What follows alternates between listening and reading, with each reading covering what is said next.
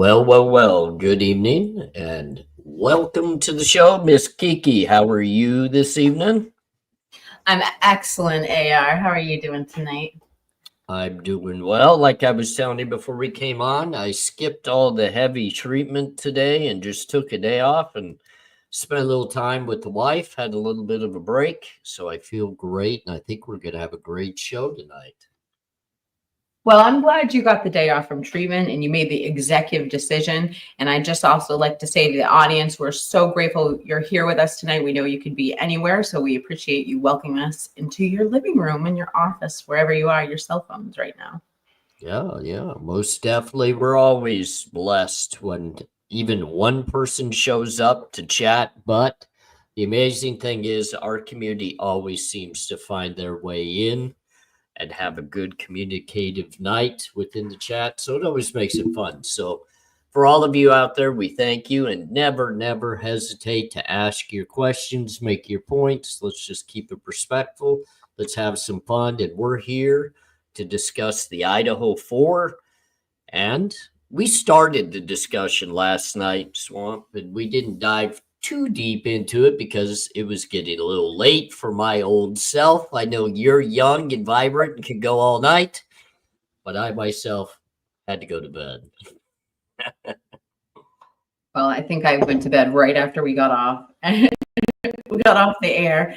And yeah, the conversation could have gone on for another 3 hours last night because where we left off was multiple weapons in the house. If I'm not mistaken, that was the end of the conversation.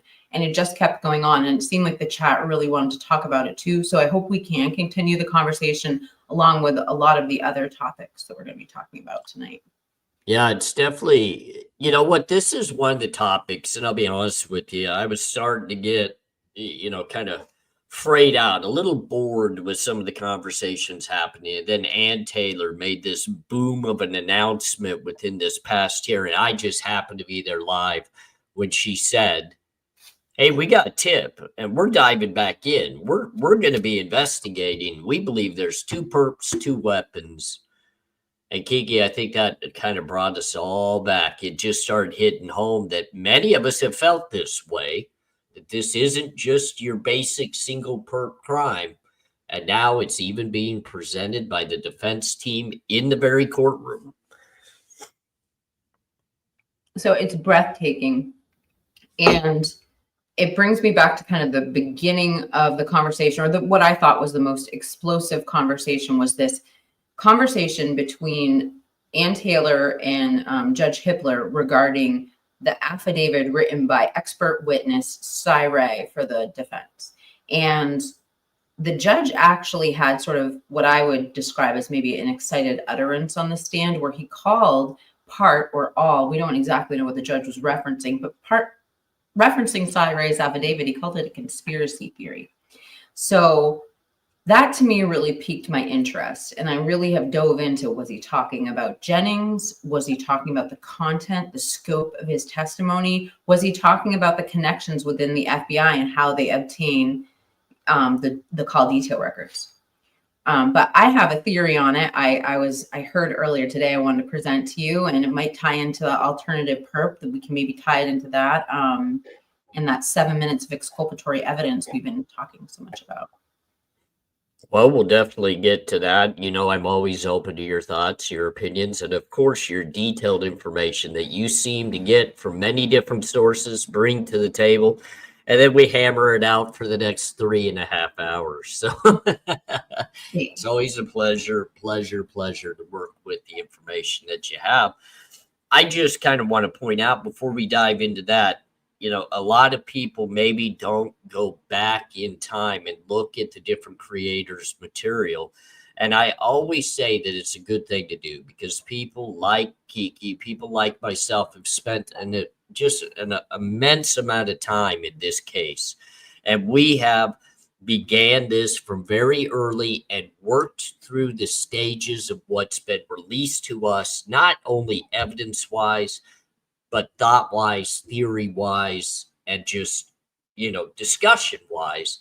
And I always recommend, Kiki, a while ago, did 2 series when it came to the Idaho 4 case. People really wanted to push me and urge me to do them. And one was a single perp version where I did a series of videos on a single perp of how they could have committed this crime, what they would have done to really look at the house, how they would study the house, how they would be able to get in and out of the house. And then I did a multi-perp. And I always tended to drift towards my multi-perp thought processes just because of the layout of this home and the way that the structure of the home is laid out. It doesn't fit a one perp crime compared to what it would fit to a multi-perp crime. And I'm not saying we got the whole West Coast in the house committing the crime. Don't think that I'm going there. I'm gonna really kind of settle pretty well in what Ann Taylor's saying, where she feels that it's a multi-perp crime. It's 2 perps, at least 2 weapons. 2 weapons. And I feel pretty confident with that. How do you feel? I'm sorry, I just didn't mean to make so much noise.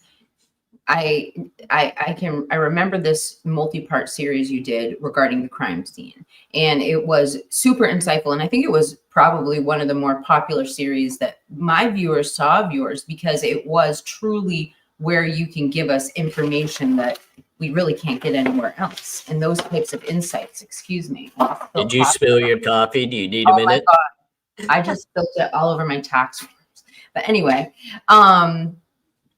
one of the things that you brought up is when there are multiple perpetrators, there is always this activity outside of the house. And I'm probably not saying it the way that you said it, but like essentially there's a lookout, there's a getaway driver, there is planning and casing that goes on.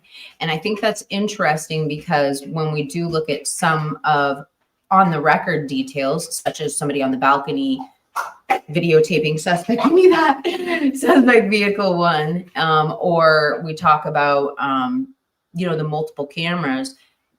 I don't know, like there was so much activity outside the house, including the DoorDash, dare I say Linda Lane, so that theory always resonated with me when you talked about the multiple perps, because of the activity outside the house did seem that way to me. And I don't know if I'm hitting on the right notes with what you say, but No, and I think you're right, spot on. Now, the one thing that I kind of want to make a little bit of a point, and I'm going to go back through that. And Swamp, maybe you could work with me on this, and we'll do another series of videos where we can do some short videos together, and we'll work through a multi-perp scenario, kind of in a sense that we put our 2 brains together and weigh it all out. But I want people to understand when I say that I like to go the route of 2 perps, 2 weapons, I don't feel within myself that that's all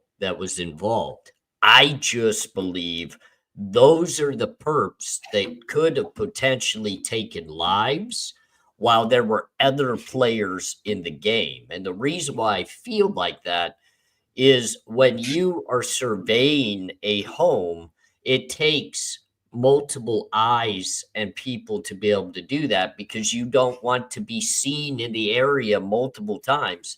Kind of like what we're seeing right now, Swamp. I mean, I find it to be ridiculous, but 23 times for Bryan Kohberger to be kind of within the area.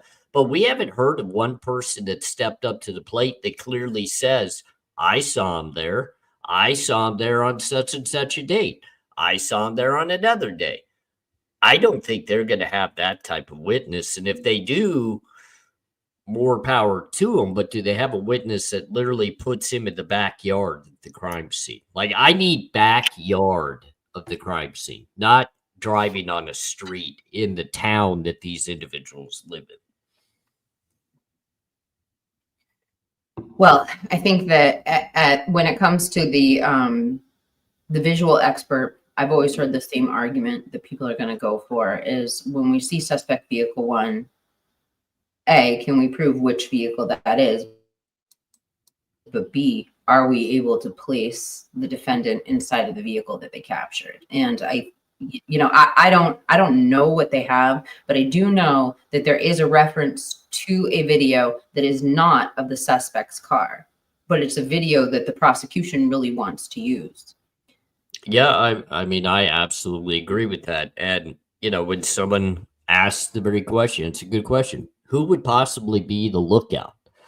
Well, it just depends, to answer that question on who you kind of figure to be involved in the crime, because a lookout for a crime like this is going to be extremely close to the people that are committing the crime. They have to be on a very trusting, I guess, side of things, because if you don't trust your lookout, and I can say this from experience, I hate that I have experiences that I could talk about, but if you don't trust who you're working with, then you darn well shouldn't be working with them.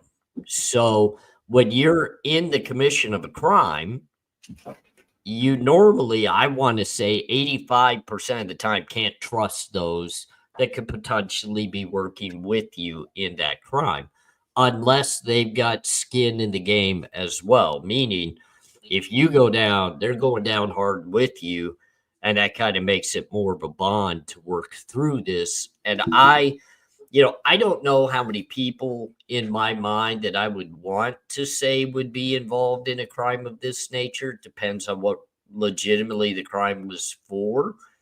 I would feel two people in the home. One's got to cover the back door, and there's got to be a visual on the front of the home too. That would be the only way as a perp of this crime. I would feel confident that I could get away with it. Does that make sense to you, Swamp? Yeah, 100. I mean, the only, of course, no, I have to back up a little bit. Number one, when you said a moment ago, oh, I hate that I have this experience to share. Yeah, please don't ever say that amongst our crowd. We're here seeking your knowledge in true crime, specifically because you do have life experience that can give us a perspective and knowledge. So you don't need to make that disclaimer when you talk to us. But with that said, and with, going with your experience, the only thing I would say if I were a criminal and putting myself, like, planning out a crime or break-in, the only thing I could see with not having two lookouts is if you had someone like on a high place at the beginning of the road.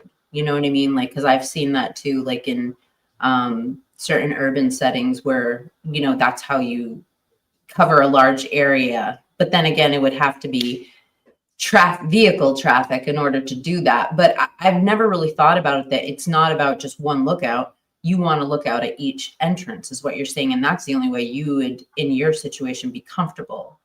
Well, if you think about this home, let's first of all put this into the perspective where we utilize a little bit of what the prosecution has tried to cram down everybody's throat, that this home was being surveyed. This home was being looked at 23 different times, they claim. Okay. So let's put into perspective what that really means. You were watching this home 23 times. You're going to know how many people live in that home. First of all, that's the first thing you're going to know. How many people actually live there because you see them on a constant basis. The second part of this is you're going to know how many people party at that home and are in and out of that home and how often they're in and out of that home. So Hunter Johnson's girlfriend, the friends of Bethany, the friends of Dylan, the friends of Maddie, all of these people add up. And you're going to have to know how often they're there and in and out of that home. Well, then you got to think it's a college campus, and this is known as a party home on top of that.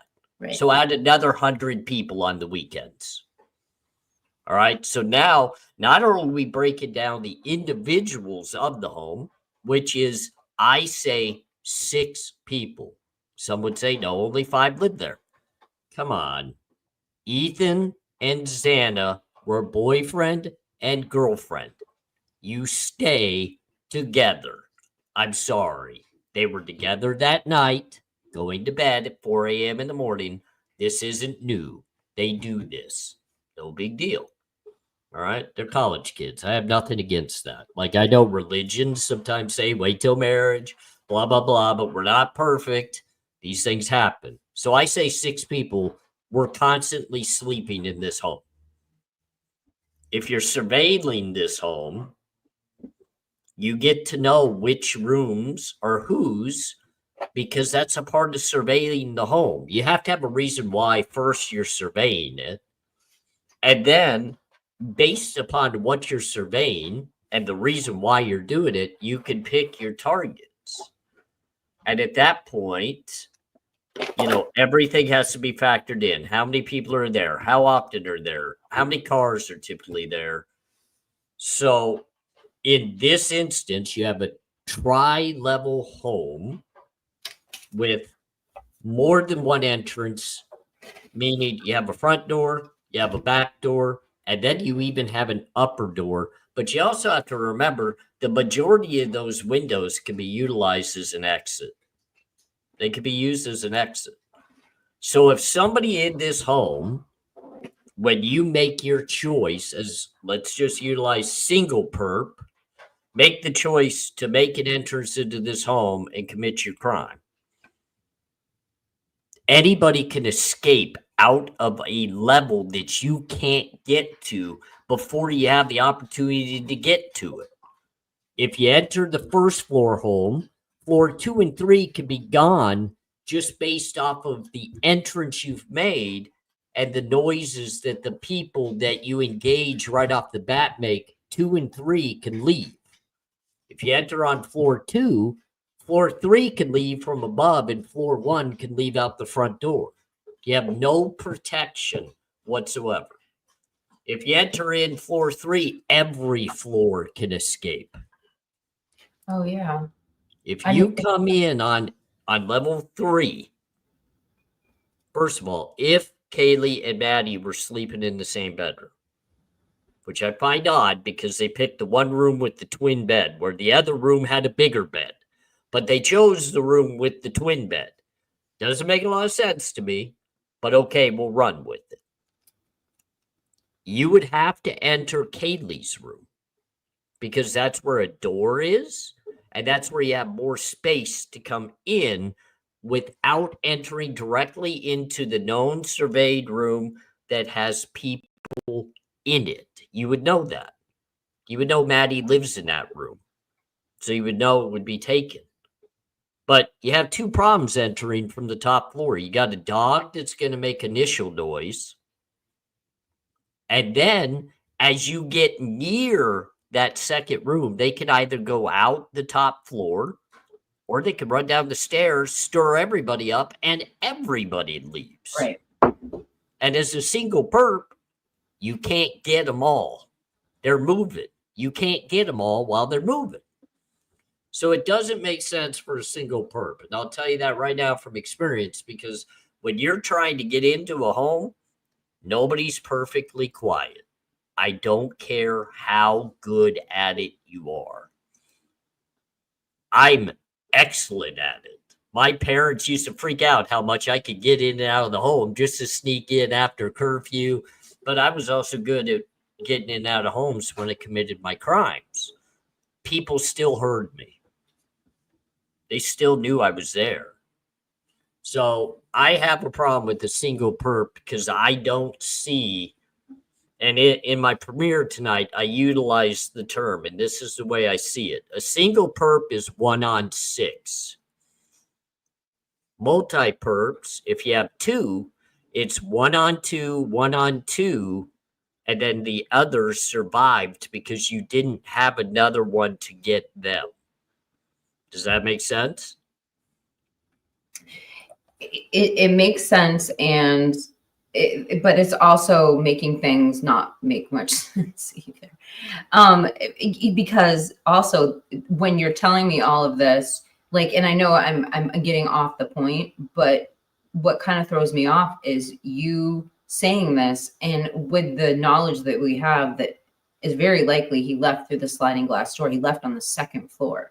So when you're planning and executing, what I just heard from AR, what I just learned from AR's insert, or what he's telling us, is You don't exit on the second floor when there's multiple targets in the house, because that leaves room for people to exit, people to get away, like witnesses to be had. So I never even thought about it like that. But what an odd thing that the perp exited on the second floor, and that could be an indication of another person involved in the crime, because that doesn't make any sense. So let's utilize the entrance as a multi-perp. 2 people coming into the home, okay? This takes away the decision that has to be made when you get to Dylan's door. You have the option to go up the stairs to upstairs targets, or you have the option to make a direct left turn to where the other 2 deceased victims were found. To the left, Xana's room. I don't know if they were in Xana's room. I still debate on that. Like, I don't think they were. But let's say they are. A single perp has to make that decision, which now makes this crime, if I want to portray it a single individual crime, 1 on 6. Because you still have Dylan right in front of you, and you still have Bethany below you that can come up the stairs and catch you from behind. And I don't mean catch you from behind like she's going to take you out. She's a witness that can now ID you. She can get away and ID you. Okay? Because you have to go upstairs to get the initial people. And then you got to go to bedroom 2, leaving the back slider door fully available for Dylan to run out of. And the front door is still accessible for Bethany. So you've got 2 exits that are not covered for 2 people to escape. Now, if you enter that back sliding door with 2 perpetrators, each with a weapon, and they step into that kitchen and walk to the stairwell, there's no decision that has to be made. One goes upstairs, the other makes the left turn, goes to Xanda's room. This cuts the amount of time that this crime takes in half. It also cuts down the fact it's no longer 1 on 6. It's now 1 on 2 on 2 different floors. That makes it capable of being done. Now, you still have the issue that Dylan could run out the back door and Bethany could run out the front door. That's still an issue. But you still got both rooms that you potentially were there for. Because if you were there for the others, you would have just gone to their rooms. It's not like they're hidden. From the back portion of the home, you look directly in Dylan's window. Second floor, right directly into view of somebody coming from the back of the home. They're on the same level. Front door goes right to Bethany. You can look in Bethany's window from the parking lot of the front of the house. Why do you think they were doing all the measurements and all of the fingerprints and everything off of the home? They were looking at those because they wanted to know if people looked in those windows or not. All right. Those 2 rooms were safe because whoever planned this crime didn't give a darn about those 2 rooms. Those would have been the 2 easiest rooms to hit. Yeah, the first. They weren't because that was not the reason why these individuals were there. One person can go up the stairs and can handle 2. One person can make the left turn and handle 2. And that leaves a person from the back that's literally the getaway driver that is just managing the back of the house until it's time to go. And then he'll run up to the car first. And then you got your getaway driver. But it's also a person that could be like, I'm here to help. Just continue. You're getting overwhelmed right now, man. I don't know. These guys are stronger than you. You need some, I'm here to help. Let's finish this. Let's go. Let's get out of here. And that's also a potential person that Dylan saw leaving the back door was the guy grabbing the remnants of evidence on the way out the door. Guy or gal. Okay. And this, of course, ladies and gentlemen, look, I'm discussing this in a manner that does not involve the living roommates. I don't know if they're involved. There's been a lot of discussion, and it sure looks bad. It looks sketchy. But I'm trying to do this in a manner that could potentially be people that looked over this house, surveyed this house, and made the actual investment of time to plan and commit this crime.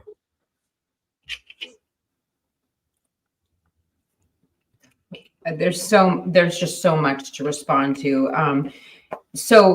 First off, when you bring up the multiple perps, one of the things that resonates with me is that you're bringing up probably one of the main concern of whoever was driven to do this, which is the crazy amount of variables involved, even cars that aren't normally in the parking lot being there, at the house appearing to have more people in it. And so you bring up a good point with the time frame that they have, is the ratio with one perp is cut in half. So 1:6 versus 1:3 is cutting that ratio in half and making a ton of sense out of such a short timeline. So that does resonate a lot with me. And you brought up something we heard in the PCA, I'm going to help you. Yes, with a multiple perp, that would make a ton of sense. But what also makes a ton of sense is hearing rumors early on about running water in the bathrooms, and then hearing in open court that DM thought she heard noise in the bathroom. She also thought she saw someone who the police say it couldn't have been, being Kaylee, we're assuming, running up and down the stairs. But if you can't identify someone and the lighting is poor, could she have seen somebody else running up and down the stairs? Now, don't forget, we have a bloody fingerprint, a bloody glove, unidentified blood on the knife sheath. There are 4 to 5, at least, unidentified DNAs at the crime scene. And so another thing I wanted to bring up is you talked about seeing them dusting for fingerprints on DM's window. And that would, and aside from that, before I go there, you talked about these two rooms being such quick and easy targets. If you came in from the front door, first bedroom is going to be Bethany's. If you came through the sliding glass door, first bedroom is going to be DM's. So clearly they weren't the target because the perpetrator or perpetrators didn't go to the first room from the first exits. So either they entered in another way, and if I were to speculate some other way, I would say, just uneducated guess, maybe the balcony, because the first person allegedly would have been Maddie, which they should know by now. But my point is this, is those were the first rooms, but they were ignored. So you brought up the fingerprint. We saw them dusting for fingerprints on Bethany's room. Well, what about this? What about the ladder? And that ladder that looked like it was taped off. And, a lot of us speculated the ladder wasn't examined, but I'm thinking about the ladder and like, if somebody was a lookout, the ladder would be a way to look in some of these windows, or maybe the ladder was touched and never tested. We know that Maddie's jacket, we saw them retrieve that jacket without taping the area off or handling it like we're used to seeing evidence handled. So, I mean, these questions do arise, did they test the ladder, or like we saw, was it just used as a prop to have the caution tape tied to? Let's see, what else did I have here? So I don't know. I would actually like to toss it to you with the statement about crying and hearing noises in the bathroom. If you want to add to that, I have a couple more things after that about the surviving roommates I could add to the conversation, but I wanted to know your thoughts on that. I think that's key.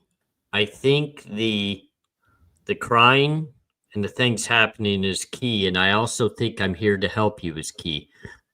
I believe, this is my thought process, the first perp that came in the house went directly up the stairs. They made the immediate right turn, went straight up the stairs, and they were on it. That was their target. That's why they were there. It wasn't for SA reasons. It was nothing for that. They were there to take life. That was the only reason why they were there. They were there to take life. The second perp straggled in the back door as Xana heard what was happening upstairs.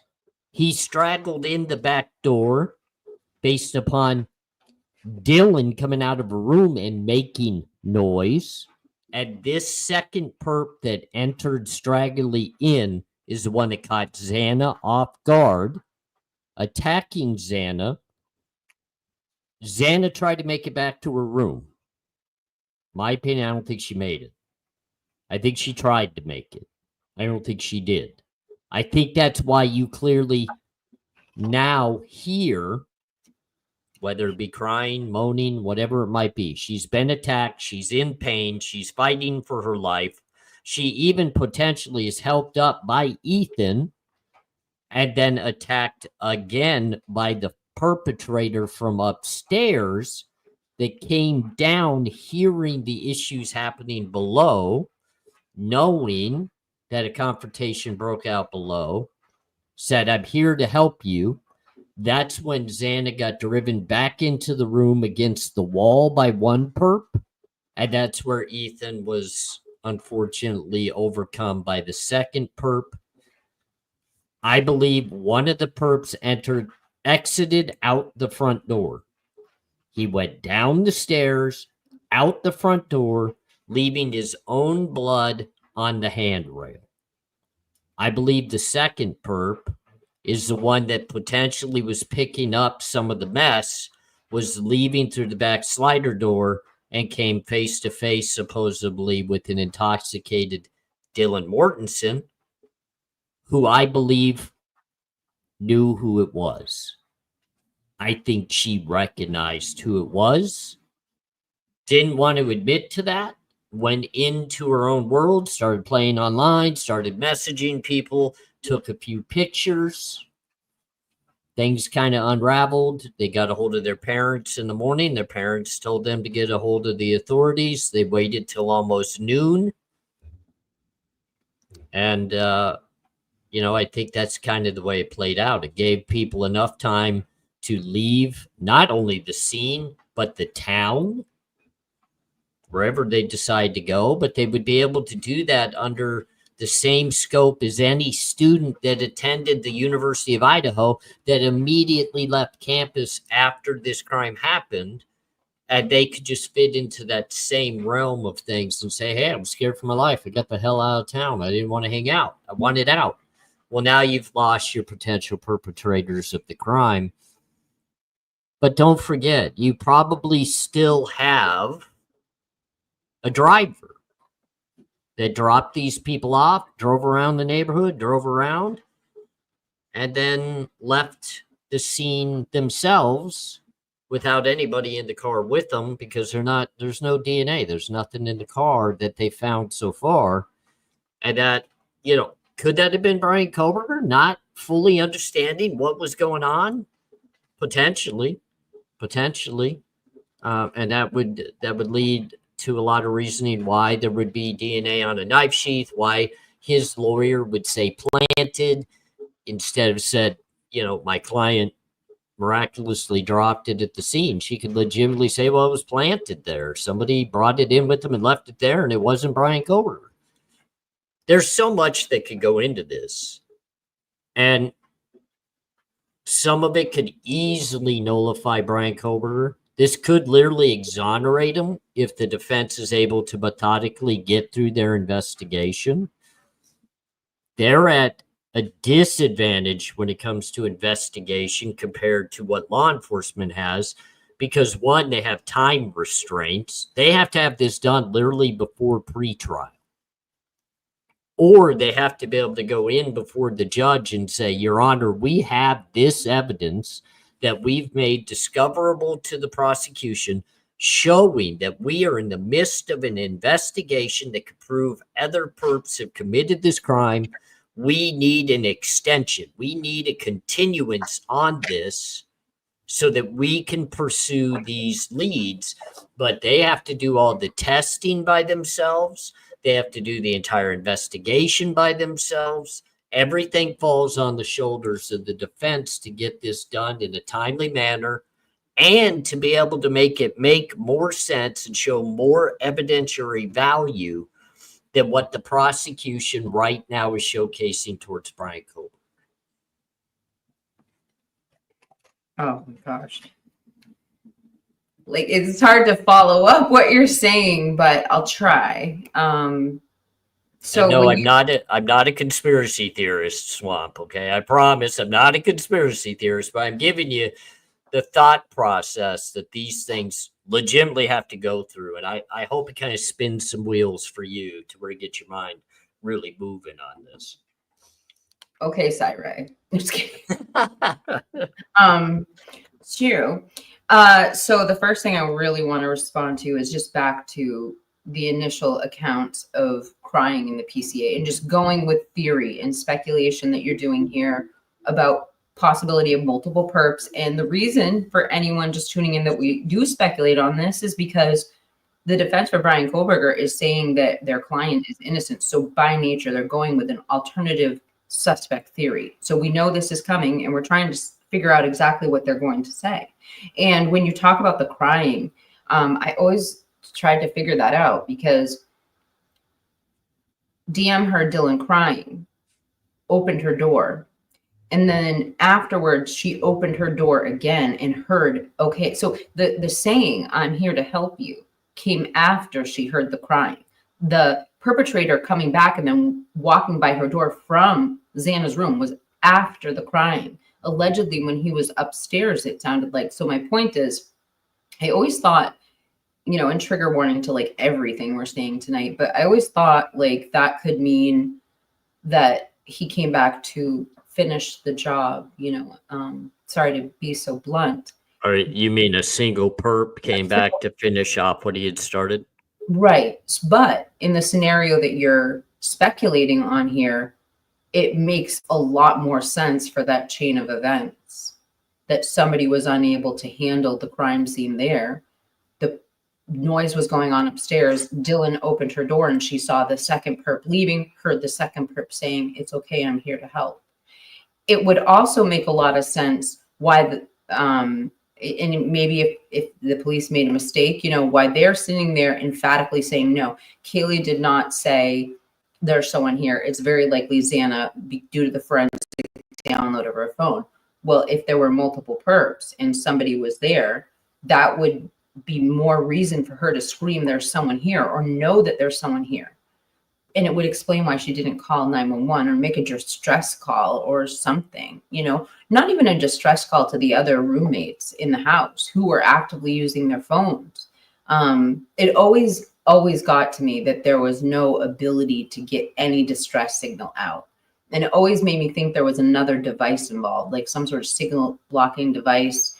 Obviously, we know it couldn't have been a signal jammer. Like, we know the roommates were actively using their phones. We know that the phones were used for other things, but you can press them on. Like, people at baseball games will get the signal jammers to like stop somebody on their cell phone in front of them. So it's not like you have to have it on continuously. You can drop a call with it. I don't know. I'm just speculating here, but that, and then the other thing I want to emphasize, again, it's hard to follow you up because I don't know if I can share the same type of insights, but remember like in the very beginning when they first were giving out the tip for the Elantra, they told us all to be on the lookout for an Elantra that had multiple suspects in it. Remember? Mm-hmm. And they were looking for the year and the model for a vehicle that had multiple suspects. And so the only thing I've ever heard to kind of explain that away is, oh, that's a trick that police investigators use so that the perp doesn't think that they're on his, you know, trail. But why would you, if you're on a manhunt and you're really trying to get help from the community, why would you get that detail wrong or purposely get that wrong? And I'll turn it to you with that. Yeah, I'm shaking my head at that one because real law enforcement, let me use the term real law enforcement, meaning the people that actually jump onto a crime like this and immediately engage into the investigation without any hesitation. That's what I consider to be real law enforcement. They don't hold back. They don't hide behind, shenanigans. When they came out with that statement that they were looking for a car with people in it, meaning multiple people, not one, they meant it. They were looking for a car that had more than one person in it. And that's why their initial investigation was into various people, not a person. You have to remember, they did begin investigating people. They even followed people for a cigarette butt. From information that I've gathered, they even went for a female.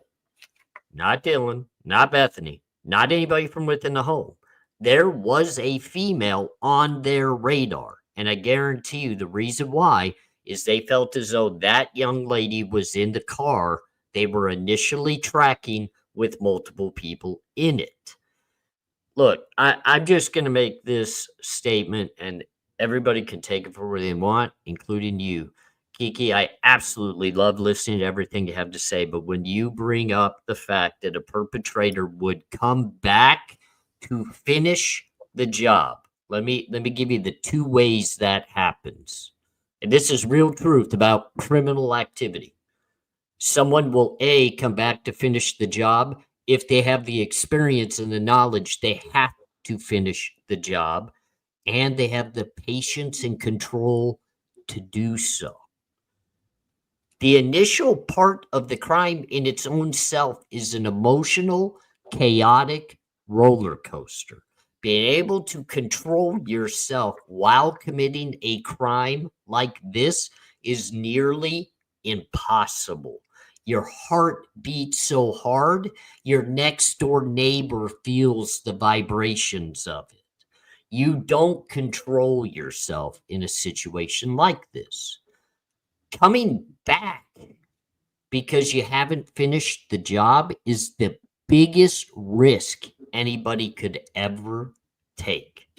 Because you've already let everybody know the crime was happening through the noise of the crime happening. We already know that's true because how many times did Dylan come out of her room? And what potentially sparked Ethan and Xana to get involved in this as well? They heard it. They heard it. So now, for someone to return to the scene to finish it, when they have the option, if they started on the second floor and then ventured to the third floor and then was coming back down, you have that option, Kiki. You've got the option. Do you go back down Xana's hallway to supposedly finish the crime? The people are already dying. Why do you need to finish it?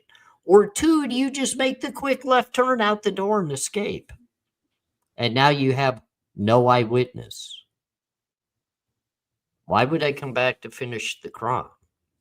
That's like me coming into a home that I intend to burglarize, that I didn't know anybody was home in. So I break in and I get some valuables. I get some good stuff. But on the way in the door, I saw this little nook and cranny that I think could be a Rolex high dollar watch. But I didn't get it on my way in. On my way out, I hear people moving within the home. Am I going to make an effort to go back and get that watch? Or am I going to get away with what I can get away with without getting caught? Do I risk getting caught because I want the Rolex? Or do I just get gone because nobody's seen me as of yet? And the people that I potentially attacked to begin with, that I would supposedly need to come back for, probably aren't going to survive anyway. I think I just go ahead and exit the door. I know, right? I know. What am I going to say to that? I other than that makes a lot of sense. And this is what makes sense about it for me. Why was it necessary? So there's all these, we're looking at these rooms skipping. This gets back to why these victims. Why was it necessary to go by Dylan's room to go to Xana's room. Now, we've speculated, well, she said there's someone here. She was out in the hallway. Maybe she was running up. Maybe she was making so much noise. But my point is this: why would it be necessary to get her if it's just to stop a witness? Because you've got another witness opening and shutting her door. So it brings you back to she must be targeted in some way. No, what I think is I think she got caught up in the kitchen. Yeah. I think she got hemmed up out of her room. Whether that be she heard things and came out like a normal person would do when they hear things happening in their home. She came out to see what the hell was going on. What is this noise? It sounds like World War 98 going on in my house. So let's put it this way. Xana had some balls. She came out to see what was up. And if one of her roommates was in a situation, she was going to help him. What did Dylan do? Nothing. And that gives you two reasons of why Dylan would do nothing. One, she was overly intoxicated and had no idea what was fairy tale to real. And that's when law enforcement needs to say, we do not have a credible witness here. We don't have a credible witness here. We don't have an eyewitness. We don't have anybody that can put any proof to anything she says. She is not creditable. Or two, I'm sorry to put it this way, you got someone that knew the perp and knew what was coming. Because guess what? I'm going to tell you this from experience. And I've surveyed houses before. Obviously, I was a home burglar. Of course, I surveyed houses. I wanted to know what belongings people had. I surveyed the house. All right. When I made my decision to do what I was going to do, if I want to say I had a plan, if you want to call it that, then okay, great. We'll go with that plan. But I would know. I would absolutely know as a perpetrator of this crime. Dylan's bedroom was in the way of everything I was trying to do. You can't get around Dylan. You can't. So you have a choice as a perpetrator. You either don't commit the crime because your route and everything that you plan for is blocked by Dylan, or two, you got to handle Dylan first, not last, first. That's your roadblock. She's right in the middle of the floor. You can't get more central. You can't find a worse place for a witness than what Dylan's room was. And the other option is high five her on your way to wherever you're going while committing the crime, because you know she's not going to stop you and she's not going to tell on you. That's the only options to this. Hopefully I'm not blowing anybody in the chat. I'm trying to keep up with questions. I am marking them just so everybody knows. We're not skipping you guys. I'm on a roll right now, and I think if it swamps, like I got to go behind to try to shut them up. But legitimately, this is why I was excited about this topic, is because this is in my wheelhouse, Swamp. These are the things I understand, not because I've committed a gruesome homicide like this, but I understand the layouts. I understand the ins and outs of these situations. I used to break into houses. I had to know how to maneuver my way through the house, one, but two, I had to know how to maneuver through the house without cornering my own self where I would get caught. I've never been caught in the middle of a burglary, ever. I've never been caught in a house. I've been caught after the fact, unfortunately, but I've never been caught, and I've never been caught by an eyewitness that can identify me, ever. So I think I'm one that could kind of explain how hard this floor plan for an individual like Bryan Kohberger that potentially had never been in the home before, it just doesn't jive. It doesn't. But if you add two people to the mix, it could easily work. All right. All right. So I'll just try to build off what you say, since there's just no way I can even respond to that. So I'm thinking, like, the wheels in my head are turning, and two things came up while you were talking. One, a miracle. One of them is the 3,800 cell phones that they got during the tower dump. And they said that they, meaning the defense, said that they were looking at the call detail records of other suspects that they had. So the police early on in the beginning were looking at other people within those 3,800 people. Also, some of the people that they were looking at also were reported to the tip line, which is another really interesting thing. It's just circumstantial evidence, but it's intriguing. Another intriguing thing that I want to bring up, and it's kind of off subject, but it just keeps resonating in my head, so I'm thinking you guys would probably want to hear it too, is I remember this interview, and it was early on. I have the soundbite. It was with Chrissy and Steve Gonzalez out front of the Idaho County Courthouse. And, I'm sorry, the Latah County Courthouse. No, it was the Latah, it was the Moscow Police Department. And they were with a Fox News reporter, and they said that somebody had offered a reward and they wanted to post a reward, but the police said no, because I've heard different reasons why. One of them was maybe they had too many tips already. But it just brings me back to one thing before I talk, two things before I toss it to you. Number one, I don't see a circumstance, especially with such a public safety issue, that you'd be not wanting to post a reward to try and solve the crime. But the second thing that that comes up to me is like, okay, at that moment in time where they had no suspects, and we heard out of Corporal Payne's own mouth, I thought I'd test the other unidentified DNAs if necessary.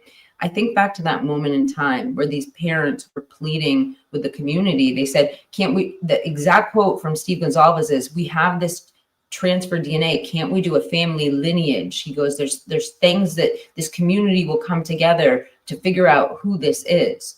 Why, at that moment when they had other viable samples of DNA, why weren't they tested at that time? When was the later date? When Corporal Payne, my question is, when Corporal Payne was asked on the stand, you know, why didn't you test these? He goes, oh, well, we decided we'd hold on to them in case we needed to do it further testing. I don't know the circumstances that he's speaking of where you do additional testing. Why, when those parents were pleading with the cameras, you know, weeks after the murder, why weren't they doing family lineage on the other DNA that was there too? And it just all boils back down to, what explanation do we have for multiple unknown, unidentified sources of DNA being at the crime scene in such, like, obviously scary places, such as a bloody handprint on the banister, or a bloody glove outside, or blood on a knife sheath? Like, I don't see the reasoning. I hope somebody can tell me, because I still don't. I think I can answer that for you. Oh, good. I've been around the situation before, not in a homicide by any means, but remember one thing. The law enforcement and the prosecution team do their side of an investigation, and would they feel confident that they've got somebody in their radars and they're able to make an arrest, they're confident that they can move forward and get a guilty verdict on them in a trial or a plea bargain or whatever that might be. Law enforcement at this point can toss other evidence to the defense and say, hey, if you guys want to figure all this out, you guys do your own investigation. And that's why Ann Taylor and the defense team were saying, hey, from the very beginning, we need that other DNA that you guys didn't test. And if you remember, Bill Thompson even stepped up in the court of law and says, we don't have that stuff. I don't know what you're talking about. And they literally, if you remember, people were saying they handed them a CD with the Post-it note on it. Well, here's the thing. The defense is going to do their own investigation, meaning that they're going to gather DNA samples. They're going to gather different evidence, and they're going to send it to their own expert teams. This is not involved with law enforcement. These are well-known investigative centers that can do DNA. They can do different investigations. So I guarantee you, Ann Taylor, when she got her hands on this other DNA, that the prosecution would not test. They just said, hey, we'll hold on to this to a later date in case we need it. Well, of course you need it. It's called a homicide investigation. You have to investigate every piece of DNA evidence found in an applicable area that could be deemed a part of the crime. Well, the defense in this case, Ann Taylor, is going to deem the entire house a crime scene because this is a horrific quadruple homicide that's using knives. Blood is going to be your main investigative tool in this type of crime. You're not looking for fingerprints. Yeah, you could look for spit, you could look for sweat, you could look for other forms of DNA, but I'm telling you right now, blood is your main search for item in this type of investigation because you, in your mind as an investigator, and I myself as a perpetrator of, unfortunately, crimes, I know in a knife fight, you cut yourself. Not many people out there, hopefully not many people out there have been involved in knife fights. When you utilize a knife your own self and you're in a heated battle, you're going to cut yourself. I've never gotten away from even a fist fight without nicking myself, cutting myself, headbutting something, fist punching something where I left blood at a scene. Never. I've never been involved in a fight that I did not spill my own blood in some way. Maybe that just means I'm a horrible fighter. I don't know. But I left evidence every single time. So now if I factor in, you put a knife in my hand, I'm going to really injure myself. And I'm going to leave my blood at the scene. The defense knows this, and that's why they're tackling this. And while I'm doing this, I do have a question on the board, but I want to answer one by Love Tina. She's a big follower of both of us, big supporter. How, let me put this up here real quick. How do you learn to maneuver through a house you've never been in? And this is a key question to this very case. So let's apply this, Kiki. We're going to apply this to the IDAHO4 case against Bryan Kohberger because right now, so many people have deemed him as the individual perp of this crime with no connection to the victims. They say he had 23 times around the home. If he had no connections to the victims, he wasn't in the home. Would you agree with that? He most likely was never in this home. Yeah, I would agree with that. Okay. So the way to maneuver a home you've never been in is quite simple. Quickly. Don't think you know it. Just flow with the walls of the home. I know this doesn't make sense to a lot of people because not everybody's flowing through a home trying to commit a crime. Let's keep it that way. I'm doing the same.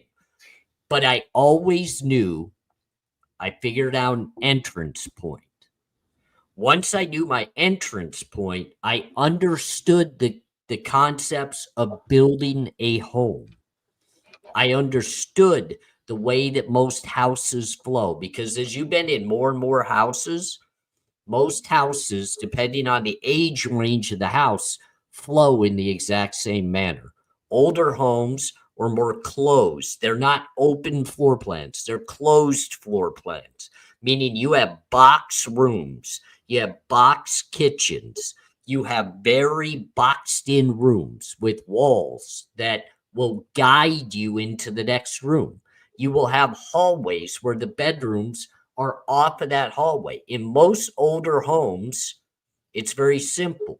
If you have a 4-bedroom house and you got a main hallway that goes off of your entranceway of the home, you're going to have 2 rooms on the left with a bathroom in between and 2 rooms on the right with a master bathroom only because the second bedroom on the right is typically a study that could be used as a bedroom if needed. These are not the normal new open model homes where you'll have split floor plans. And I'm telling you this because the IDAHO4 home was not new. Yeah. This was a boxy house, and I'll tell you how I mean that. The first floor was 2 bedrooms with the stairs going up the middle and a bathroom right in between the 2 bedrooms on the bottom floor. It's very simple. It's going to be that way in every one of those homes. It will be no different because that's literally ground level in the front of the home and below ground level of the middle of the home where the top slider comes in. So the second floor is actually your first floor because the entrance off of that comes off of a ground level that comes in the back slider that will always come into your kitchen. No matter what you do, that slider door, your main entrance of that second floor of that home, always comes into the kitchen. It can't be different because your plumbing for that part of the house comes underneath your back patio that is cemented to protect the plumbing. It's the same thing in every single one of them. And then the third floor is an addition. So for me to be able to guide myself through a home, the number one thing I have to be able to do is get in the front door or the back door, whichever I felt is more secluded from vision is where I will enter.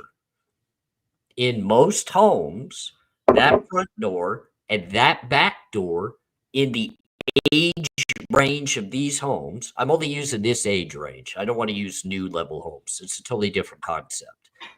This age range, your back door and your front door are literally going to be where you could draw a line from your front door straight back on a floor plan. And it will come remotely within 5 feet of your back door. So I know on either floor I come in, I'm centralized to the house. Now I just have to choose left or right. It's not that hard. The upstairs bathroom will be on one side of the home. The downstairs second floor bathroom will be on the other because that's the only way they can run the plumbing with the stairwells. As you learn these things, you learn how to maneuver and get through, and it makes it far easier to know where you're at in the home. But nobody of Kohberger's experience would ever be able to do that because he doesn't dedicate his time to burglarizing people's houses. He doesn't know these things. He just doesn't know them. But other people do, especially people that have been in that home. And that's why the 2-perp, 2-weapon, I think the defense is locked on. And now they just got to walk them to the finish line. And it all comes down to time. It all comes down to time. Will the defense have enough time to prove what they need to prove to get this in front of the judge and either backtrack the trial or even get the judge to put everything on hold to launch a full-out investigation into the alternative perps? It takes evidence.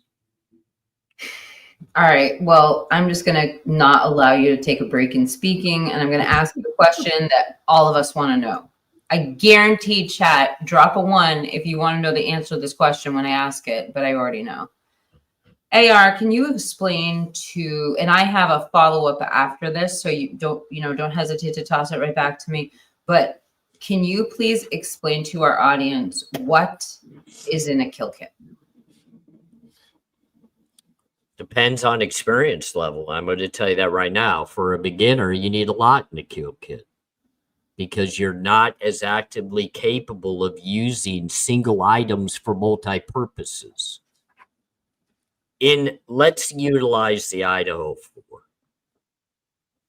A kill kit's going to consist of a weapon, not a sheath. Your kill kit will have a weapon readily accessible without hindrance. And it's going to be a multi-use weapon. It's not going to be a single blade knife, meaning a K-bar. That doesn't go for a kill kit in a quadruple homicide. You need an actual weapon that's a devastating weapon if you know that you're walking into a situation like this, or you need multi-purpose, multi-weapons. You have to have hand protection, face protection, and I don't mean full face protection. I mean eye protection. You have to protect your eyes. The eyes are the most important part of your escape. It's also the most important part of being able to maneuver around inside of a crime scene. If you lose your visual concept and you're in the dark, you're at a disadvantage and you've lost the battle. You won't get away. You will find yourself stuck. I've had it happen. It sucks. You're stuck. So you don't want anything sprayed in your eyes like mace. You don't want anything sprayed in your eyes like Windex. People utilize the craziest of things when their lives are at risk, and the number one way to stop somebody is the eyes. If you can't overpower somebody, I'm going to give everybody a hint. If somebody breaks into your home and you're scared and you don't know what to do, spray them in the face. Doesn't matter what you got. Get your mace, get your perfume, get your Windex. I don't care what it is. Spray water in their face because it will actually back somebody up because they don't know what you just sprayed in their face and they're reacting to figure it out. And in that reaction time, you've given yourself distance to get away. Don't try to fight because most times people are stronger than you. Just always think that way. The person that's coming at you has the advantage, and they're typically stronger than you because they have the advantage of surprise. Take the advantage of surprising them back and spray them in the face. I had a friend that one time said I would just pee in somebody's face if I got scared. And I'm like, dude, that would probably win the battle. You get away. And that's why I always tell my wife, because, you know, my wife is a beautiful young lady. She's harmless. She's not a fighter. She's a strong woman, but she's not going to overcome somebody breaking into the house that's going to want to take lives. Or if she catches somebody off guard, she's not going to stop a theft. Spray them in the face. Throw your keys in their face if you have to. Whatever it is, get them in the face. And that's why I always say, in a kit for somebody committing crimes, you don't go into a crime like this wearing a ski mask with open eyes. Ever. What are you trying to protect? Your nose? You trying to protect that they may scratch you on the side of the cheek? You have to protect your eyes. And I haven't heard anything about this case where Bryan Kohberger protected his eyes. If he's a potential perp, what have we heard about any protection on the eyes? And you're telling me this is a criminology student that supposedly planned these crimes and he did not plan to protect his eyes? Come on. All it takes is a thumb in the eye and you're done, right? Have you ever had that happen? Where you accidentally poke yourself in the eye and how bad it waters and it hurts and it swells up and you can't see, you can't keep your eye open? That ends it. It's over. Hopefully that guy answers, you know, some of it. I'm not entering into a situation. I'm not bringing trash bags in with me to carry my clothes out after the fact. I'm not bringing in a vacuum cleaner, even if I want to pick up, you know, memorabilia from the crime. I'm not bringing shoe coverings. I'm not bringing, you know, overalls to wear over my clothes because I've got a plan to get rid of my clothes anyway. So none of that matters. You still have to discard whatever you leave the house with it all in. If you're smart, you just don't bring your car to the stupid scene. Or your cell phone. Right. You don't have to worry about how you're going to get rid of the blood evidence in your car if you don't bring your car. I could change clothes a mile away and nobody would know. I could either do it in the house or I could change it a mile away. It doesn't matter. I just got to get the hell out. So all this kill kit stuff in a case like this with Bryan Kohberger, it's all nonsense, ladies and gentlemen. It's all Nonsense. Nonsense. Oof, oh my gosh, there's so much to say. All right, the first thing I want to say is for the ladies out there, because I've thought of self-defense many times. I love to travel, and I've traveled. Well, I can't say all over the world, but I've traveled this world and I've traveled this country, and I a lot of times would travel by myself to get to certain places. And it's made me think about self-defense many times in my life. I wanted to point out just a couple of things, just as you know, the AR pointed out. If you're looking for a weapon and you have nothing, your car keys are always a great option for you. And you know, you can put them in your fist or put them between your fingers or something like that. But I also want to tell the ladies, just like AR was saying, you want to cut someone off, go for their eyes. If you don't have a way to do that, it's the order is groin, solar plexus, knees, feet. So elbow, and use your elbows because that's your strongest part. But women have to think about this, because the reality of the situation is that females and males are different. We can't deny that. And a male has a larger heart, larger lungs, larger capacity to, well, the larger shoulder structure, larger muscle mass.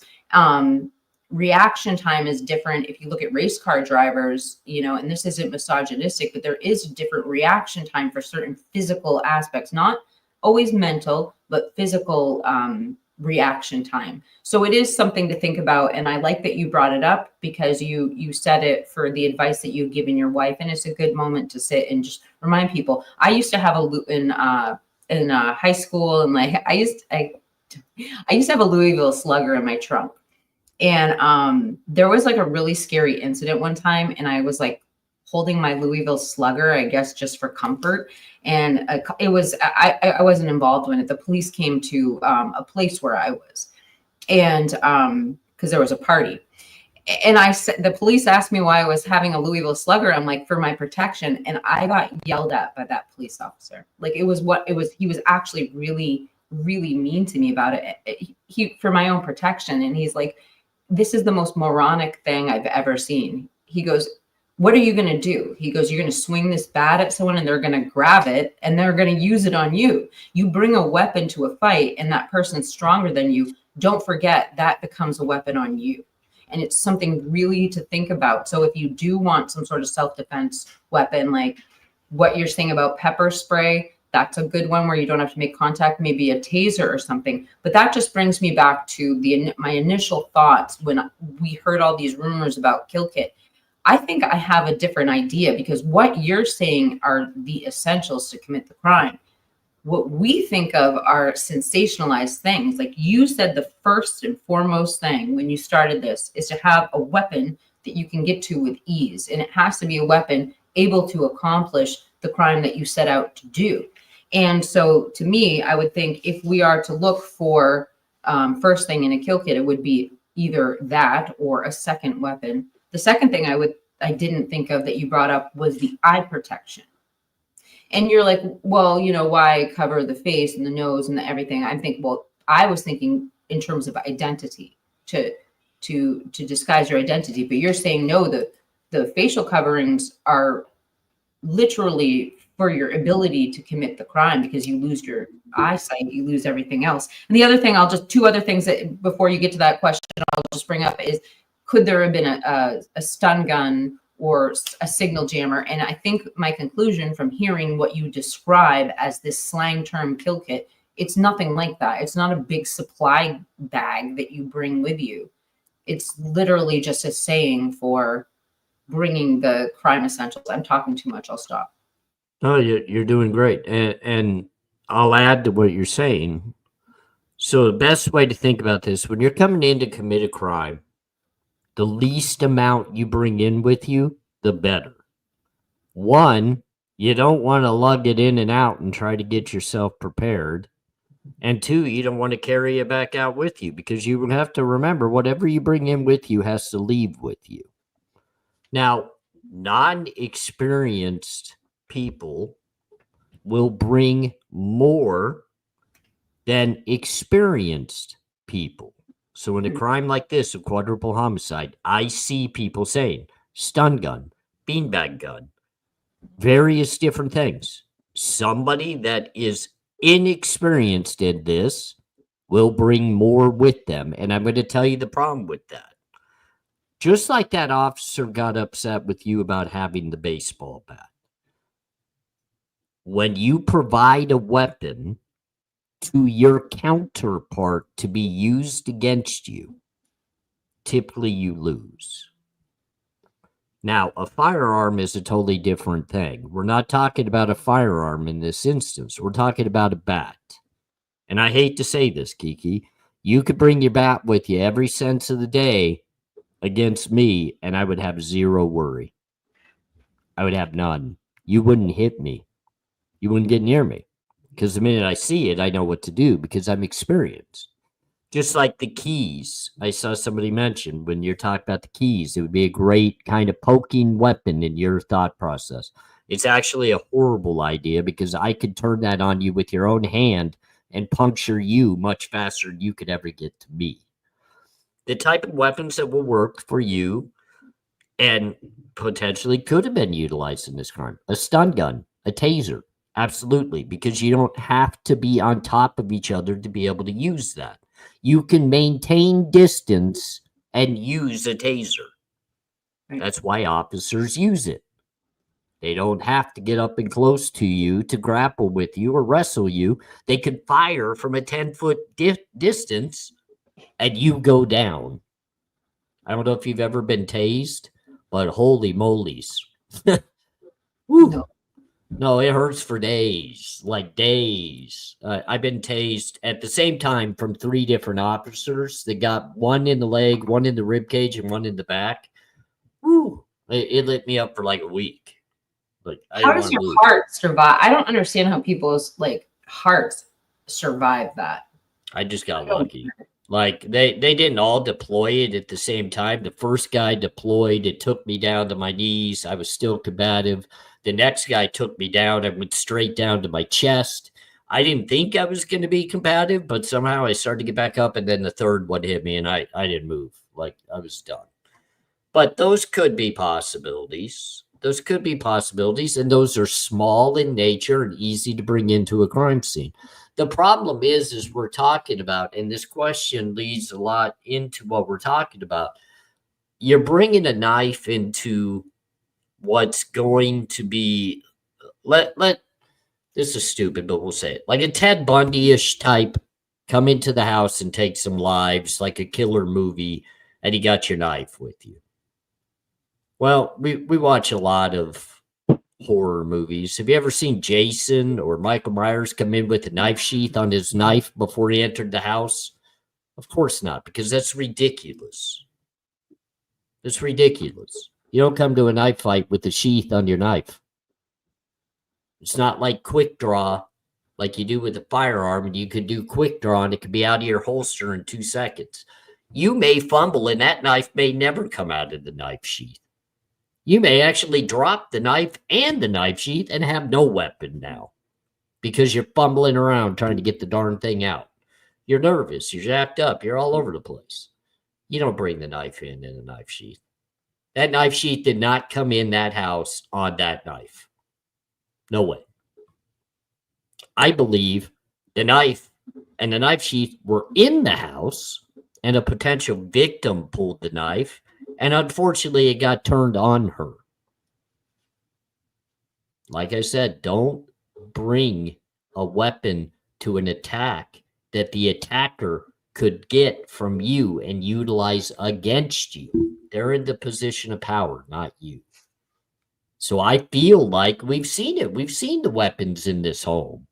We've seen these people playing with that weapons. That's why we're hearing the word prank or whatever these people are using. It's because a knife being seen visually in this home didn't have the effect that it has in other homes. It didn't worry any of them. Probably because it was from the home.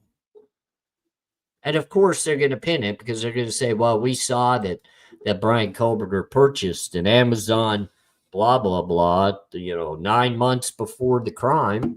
Okay, cool. Look at the perp or the people within the home. Look at the victims and those around that home and tell me that people around that home or in that home had not purchased a K-bar knife or a knife in 9 months prior to this crime. Within that 9-month time frame, nobody else bought one. But because Bryan Kohberger bought one in Pennsylvania, that's the seal of the deal. I don't agree. I don't agree. I don't agree either, but I want to bring up just on the first point that you brought across, and like I hear this now, and I feel I'm sorry, I can't. I'm just dwelling on the Louisville Slugger because it was embarrassing when that cop was like he looked at me like I was the stupidest person there. I'll give you credit. You had some guts. You were willing to duke it out, Swamp, and that shows hard. It shows hard. So, but when I think about these, but it's also petrifying. It's also petrifying in your own home, thinking like, what would I do if I saw a perpetrator?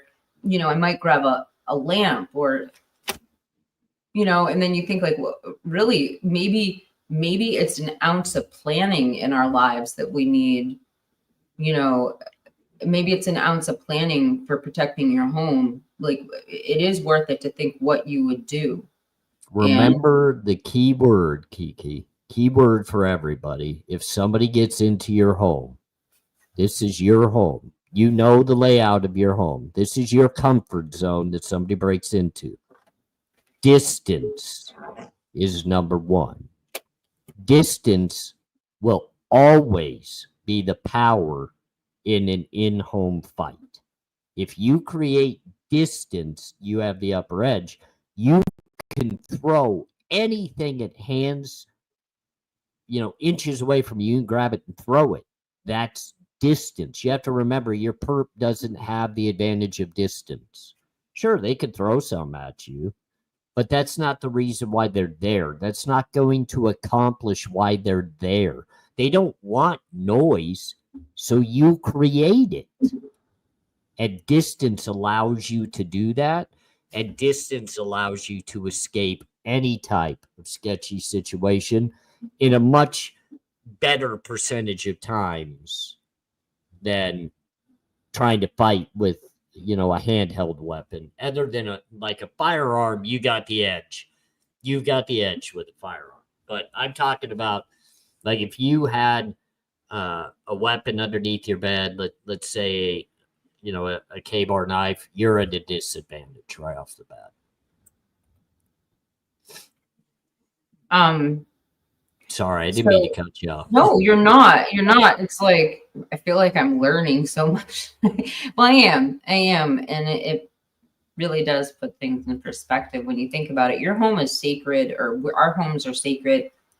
I was taught that if you ever catch somebody stealing from you, like say they're stealing like your lawnmower, your car, or I don't know, something off your front step or whatever it is, there is no material item in this world that is, worth risking a human life. But when you enter someone's home, it's sacred. And, and if you want to protect, I do think you have that right to protect yourself. And it brings up, it just brings up a lot of questions about self-defense and how can you protect your home. And do you like older movies, kind of like the castle movies? I can't even think, like Braveheart and those types of movies that have the castles and everybody's defending their wives and their families and the castle is their home, right? So let's take your homes that you all live in, and it's time to protect your homes. And you envision these back in the day wars that they used to have back in the day. Visualize, they didn't always lower the gate and go running out with their swords to protect their homes. They found themselves a distant spot from height to where they could use their bow and arrows. And that defended their home because the other perp had to find a way to break in to that castle. They had to come in with the battering rams, and they had to leave themselves exposed to your dominant attack, which was not a dominant attack hand on hand or up close battle. You create distance, you create advantage. And the unfortunate thing that I see within the IDAHO4 case, I'll portray it, is the perpetrators took the advantage away from the victims. The victims maybe had been out drinking. The victims had maybe gone to sleep. They had just ate. They were tired. The perps didn't come in heavy-handed. They came in prepared and ready to move. And when people say this happened in 7 minutes or less, I'll one-up you. I bet you that it happened in less than 3 minutes. This was quick. This wasn't drawn out. Did not take time because it's more than one perp. One perp, this would take 20 minutes. 2 perps, this will take 5. 3 perps, you're less than 3 minutes, you're gone. 1 verse 2 is always easier than 1 verse 6.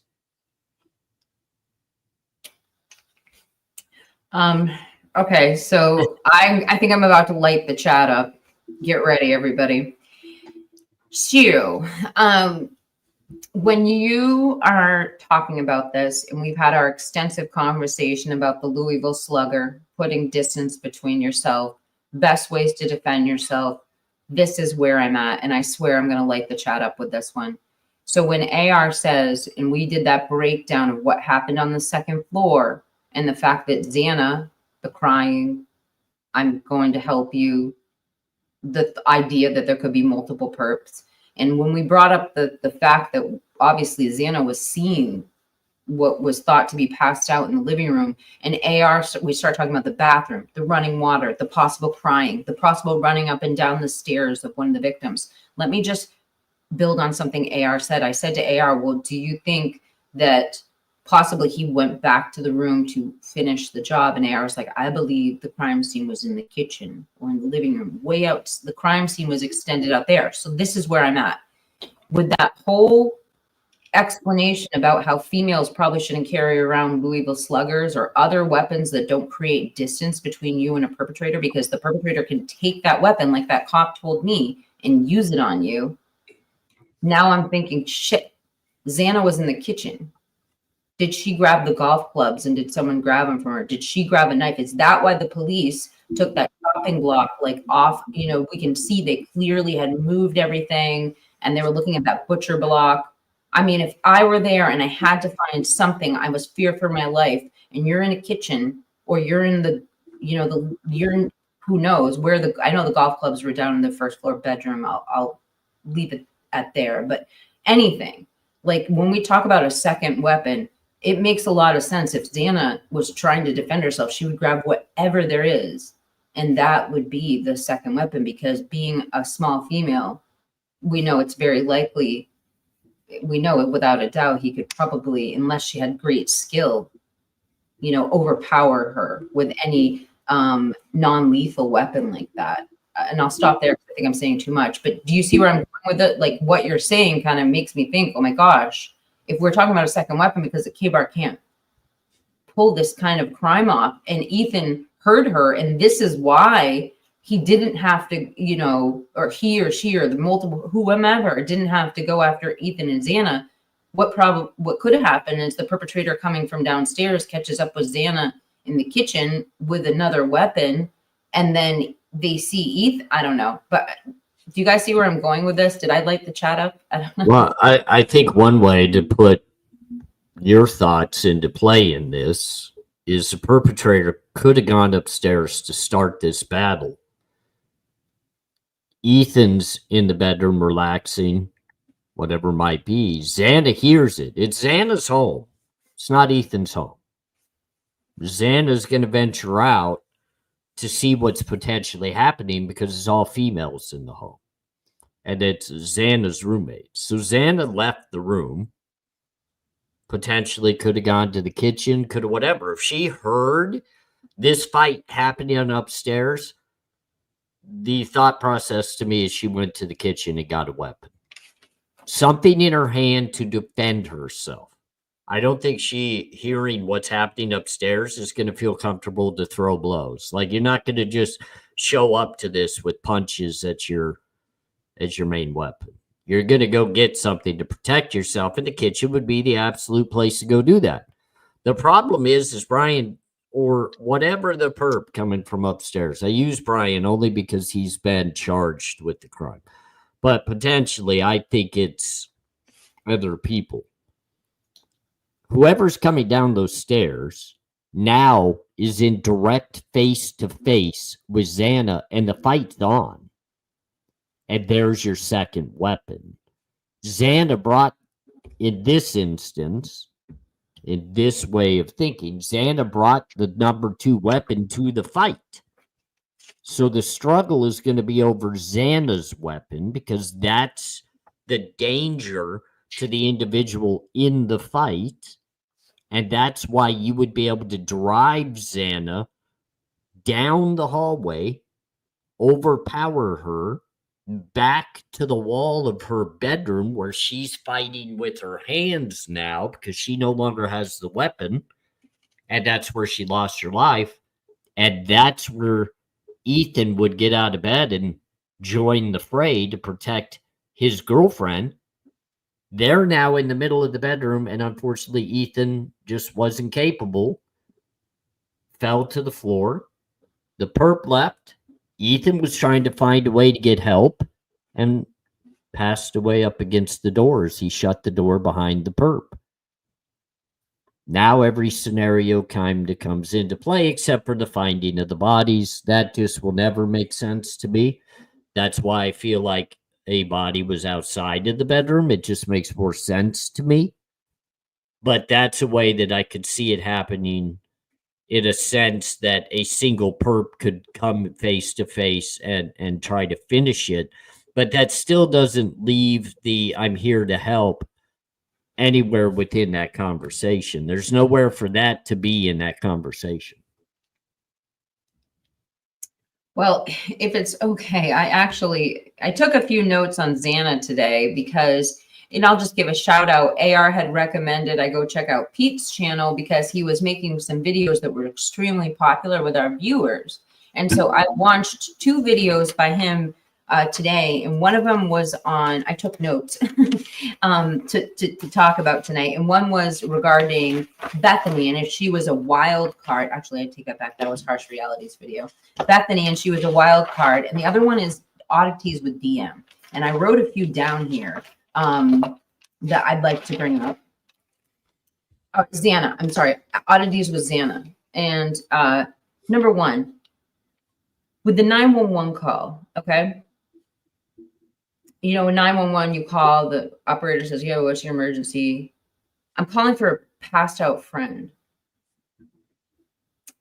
How is it that the caller didn't know the difference between a passed out friend? And I'm just like asking the literal questions. These are the basic questions, and didn't see the other things, the injuries, the blood.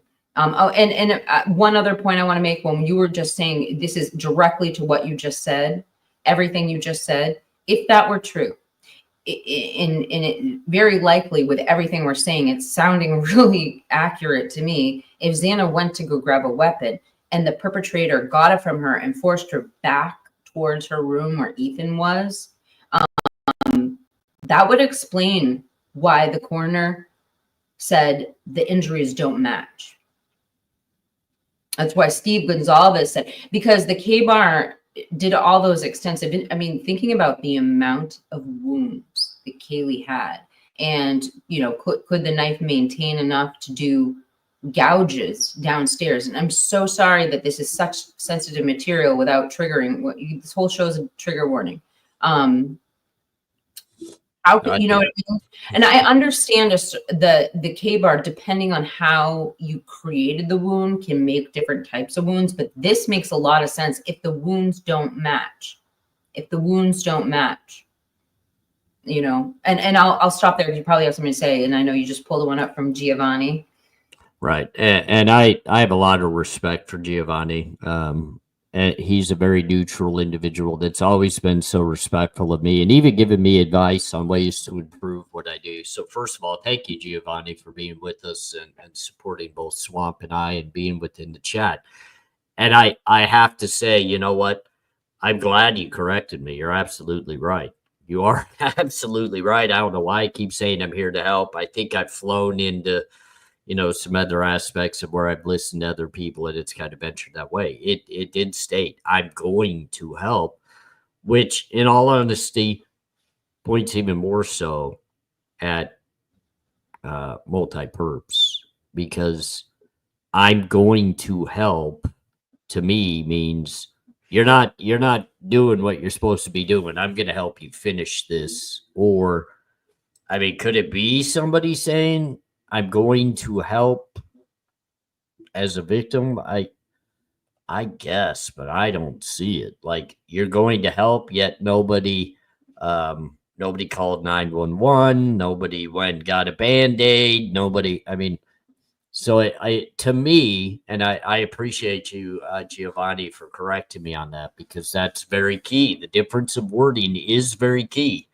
And it does mean different things, but I still think it comes to the multi-perp. And I also, and I wonder how you feel about this too, Kiki. Do you think Ann Taylor would publicly in a courtroom, knowing that the evidence has been disclosed to her by the prosecution, claim that they're investigating multi-perps, two perps, two weapons, if everything she looked at led to one perp, one weapon? I mean, I don't think she would want to combat that just outside of pre-trial hearings, knowing that we're going to be going to trial. And if she loses the trust of the on-the-fence community, the on-the-fence supporters, the people that are looking at it innocent until proven guilty, I don't want to make a decision till I hear the real proof. If she breaks the confidence of that community, this case is over.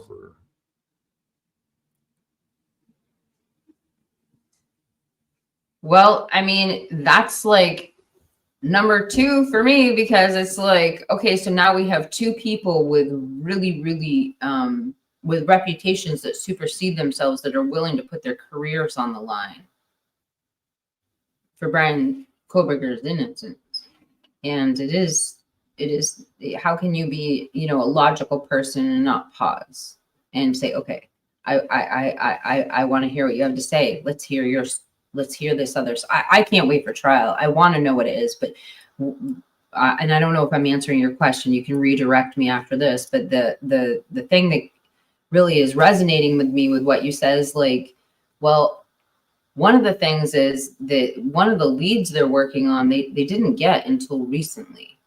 And you know, talking about that, well, first off, I can bring up another issue with alternative perp in the 7 minutes of exculpatory evidence. But before I do, did I hit on what you were asking me, or do you want to redirect me? No, you did. You did. Move on to your next one. Before you lose the thought, I want you to go with it. All right. So I want to give Sarge a little credit for this one, because he brought up a line of thinking. I was watching I was watching him earlier, and he was talking about the tower dump, the 3,800 here, the 3,800. Okay. The 7 minutes of exculpatory evidence, basically, when they looked for that tower dump, Bryan Kohberger's phone wasn't in it. And you remember, like, Massoff, and if I say this, if I deliver this wrong, you know, please just add. But Massoff was saying, when she mentioned a third tower, they were like, well, you know, that's Brady Giglio, if you say that. And it was kind of like, what are they getting at? And what exactly is side getting at with these 7 minutes that could be exculpatory? And that balance hasn't yet analyze them potentially, but what are they going to bring up? Well, there is that other the thing about it is your cell phone can reach. This is what I learned from watching Socialite Crime Club. Your cell phone can reach up to 60 miles for a signal, and it's not that it can't go further than that. It's just our cell phones are limited to only being able to give a signal 60 miles. With that radius, you know, and I'm not saying there's excellent service in Moscow, but with that radius, there certainly is enough cell phone towers that you would have caught another cell phone tower potentially within that 60-mile range. What I'm getting at is, what if a third tower was there a third tower that did catch Bryan's signal during that 7 minutes? You know, and is that what Cy is saying, that he can see him in a different location that makes the timeline impossible? And I mean, it's hard to understand what the scope of Cy Ray's testimony is going to be. But when I hear the judge saying conspiracy, well, that's a damn conspiracy right there, because that would mean Brady Giglio violation. It doesn't just mean somebody getting disbarred. It means somebody getting discredited and possibly criminal, you know. So I don't know. And I'm just speculating here, speculation. I'm not an expert. I'm just going off of podcasts that I've watched, and I want to preface what I say with that, and I'll toss it to you. Well, the first thing that I probably should say is I still know nothing about cell phones altogether. Jen has to turn my cell phone on and off for me. I am barely learning what smartphone means, and so I don't know how many people actually know this or not. My very first cell phone I ever had in my life, I had in the penitentiary. I had a flip phone, an old school flip phone, and I got caught with it in the penitentiary. I didn't get my first smartphone until I got out in 2018. So that will tell you how new to these things I am. Most of you guys have been using these for a while. I haven't been. I don't understand towers. I don't understand all the data from these phones. So I'm not one that can really speak on these things. That's why I really I throw it to you on these types of discussions, because you are more versed and more capable of speaking on these, Kiki, and that's why we're such a good team. I could bring the value of how a crime can play out based upon experience. I can't bring you the value of what a cell phone or how it bounces off towers or any of that is. So. Well, no, I'm glad you bring that up, because that's exactly what the jury is going to say. And what I will say to that is what I've come to understand is, so when they get this signal, this cell phone signal, it looks like a slice of pie, basically. We also think of like these radio signals in like this triangle fashion, like a beam going out, and it's essentially what it is. The problem is once you have that reading, although you with multiple slices you can tell a few things, you cannot tell precision or distance exactly, like how far it is from the tower, without what's called a drive test. It's essential to an accurate process, and also for the material to be usable in court. It has to be able to be peer reviewed, and there's just no way to, as far as I understand, tell the exact precision of the tower. And like Tonka was saying, because there's so many terrains can vary so much without that drive test. And that goes back to when we talk about Brady, and again, speculation, officer misconduct. And this sounds a lot like what we heard Cy talking about on the stand, where he's like, I want to see the I want to see how you mapped this. I want to see how you created this work product. You're giving me the end result. I want the draft. How did you draft this? Because that's how you present it legally. You have to have something that another peer can review, because anyone can learn to use the software. You or me could sit down, and in 3 hours we could understand how to track this vehicle. It's how you present and process the information. And I do believe part of that is the drive test, because it's a physical thing you do, I believe, afterwards. So it goes down to, how did Special Agent Nick Balance, how did he map out those 7 minutes? Did he analyze those 7 minutes? And is there something more we don't know, like another cell phone provider? Because AT&T is not the only one. And again, I could be speaking out of line because I'm not an expert, but as far as I know, these are pretty legitimate standard questions, and we don't know the answers to them. So, if I may, I know this is going to sound funny, but I think that these cell phone tests, all these vehicle identification things that they do computerized, and they do all this new technology to find DNA, and they do all this technology to map out the crime scene house. It's all BS. They were solving crimes well before this, and I'll tell you why. They did actual investigations. They're not relying on the technology aspect, which has mishaps within it. And now we're having more court battles, Swamp. We're having more arguments in the courtroom over cell phone pings than we are real investigative finds like blood DNA, connections to the victims, motives for the reason to commit I mean, come on. We could go back through all of the years, and these crimes were not solved by technology. They were solved by good investigative means. My crimes, when I committed my crimes, were because law enforcement was better at what they did than what I was as a criminal. They caught me. They went out and they got the evidence and they caught me.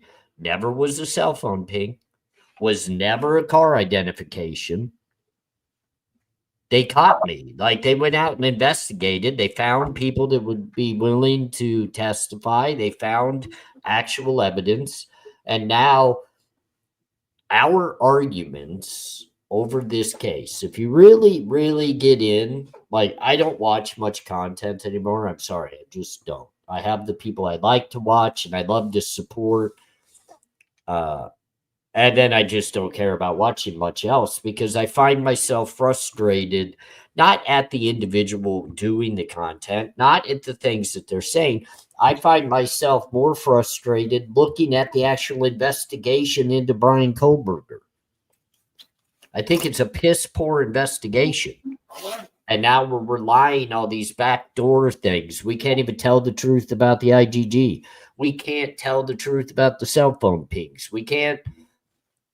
And now the arguments and the debates are over Cy Ray's credibility. The man worked almost 40 years. I mean, 30, 35, 40 years building a resume that very few could match. And now it's a debate on whether he's creditable. I mean, is this where we're coming in society? Is this legitimately where we're coming to solving crimes? And it doesn't even just hail in the normal social community. This is now across the board on YouTube.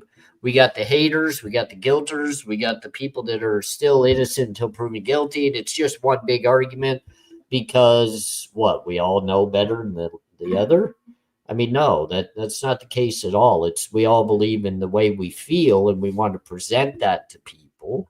And we have a great community that's open-minded that will listen to you, will listen to me, will listen to Unfiltered Lucky, will listen to Pete, will listen to the variance of opinion and formulate their own thoughts and opinions. And that's amazing because we don't need to attack people based on our thoughts or our opinions.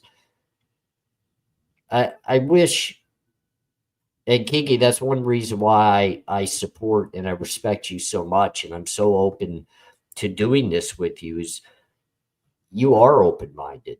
You are dedicated to the truth. You are dedicated to living life the right way.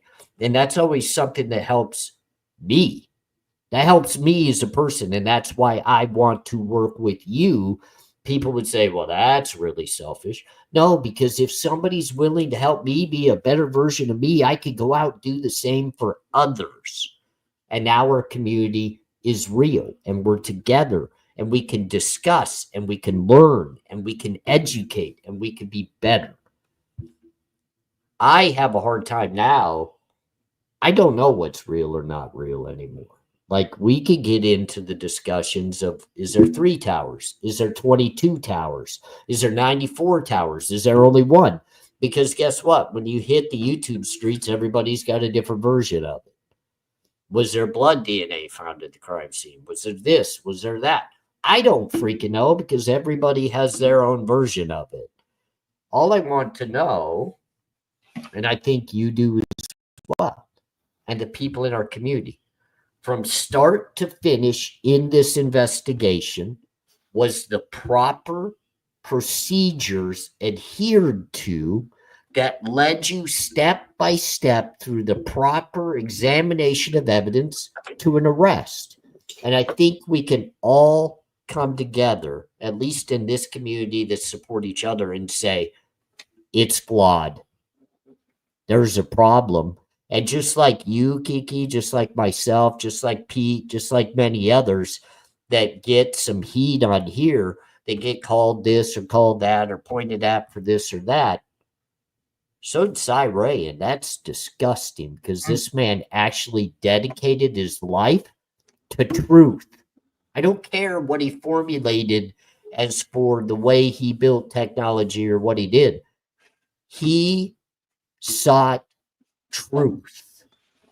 And Roger Thompson's in our chat tonight. I had the pleasure of meeting this gentleman when I was up in Boise. What a genuine good individual. With him and his wife. My wife and I spent time with them, got to sit down with them. It was amazing. I really enjoyed the time with them. He emailed me. He's the same thing. He's open-minded. He has great concepts, great thoughts, great questions, and that's what this is all about. That's why I just have a hard time, Swamp. Like, I get the discussions, and I have a hard time because the attacks. Why even attack Cy Ray in the way that the court did? This could have been handled so differently, but now we see our own courts attacking people, judges attacking expert witnesses. Man, I'm glad I'm not a criminal. I'm glad I'm not in the court system. I'm glad I don't work in the court system, because I think that is a bad showing of what we want from our courts. Sorry, rant. I think you might be on mute, Kiki. Maybe not. Oh, sorry about that. Right. And before I even, and thank you for the comment, love, Tina. And before I comment on that, I did see something just building off what you said about our community, which is the reason why we are so passionate and why conversations get so intense is because we all care. And I think that when we stop and we remember that, that's why the conversation is passionate.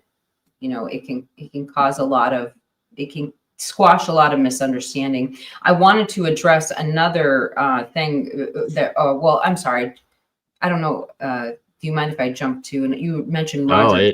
It's all you. Go. So Roger Thomas says, I think Swamp Rose is incorrect in her understanding of cell phone investigation as it relates to the terminology. She just stated with 3 towers, you cannot determine its location accuracy.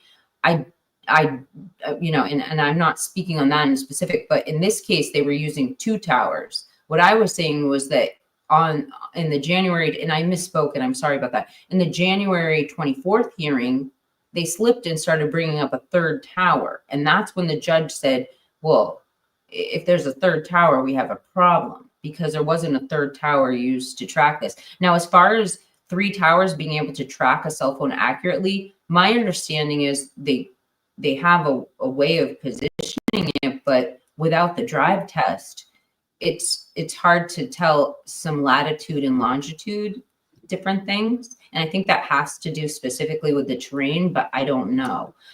So I guess the answer is, with a drive test, I think the 3 towers could track, you know, I don't know, you know, I don't know. I'm just learning too, but my understanding is even with the 3 towers, you would still need the drive test to be accurate. My point about the third tower was the third tower wasn't used in this case.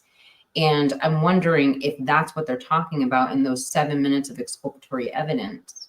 Is this where, you know, and that's what Sarge was bringing up, is it looks like that's where the timeline stops with the cell phone and starts with the cameras.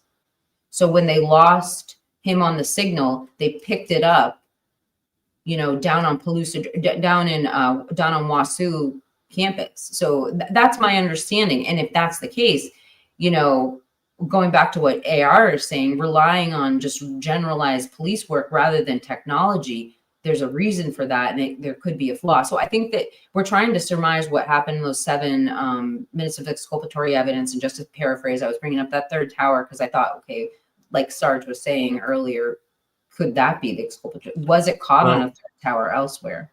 Can I ask you, and it's in direct reflection to your 7-minute exculpatory deal here. And it's because I don't know. I don't understand. So I'm just going to ask, and this is no attack on it, but why does 7 minutes make whatever's going on exculpatory?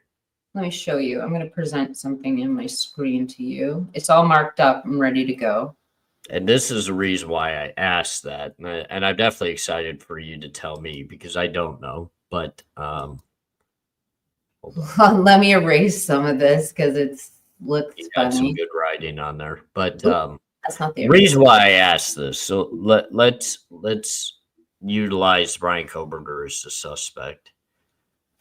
If or we can even put me in so that people don't get upset that I use Bryan Kohberger as a suspect. Let's say myself. And let's say I'm not even driving, but I'm walking. So 1 minute you see me walking one direction and I'm on my cell phone and you say, okay, 7 minutes. If I walked 7 minutes the other way and then came back, let's say I turned around, I walked back. So that'd be a total of 14 minutes to get back to the same exact spot I was at. I get how that changes a timeline. I get that. My question is, if I left my house at 2:47 and the first time law enforcement utilized me within their description as being caught on camera after 3:30, and it potentially is only a 10-minute drive, there's nothing exculpatory of a wasted 14 minutes because I could have still got to that camera at the exact time they said it was at that camera.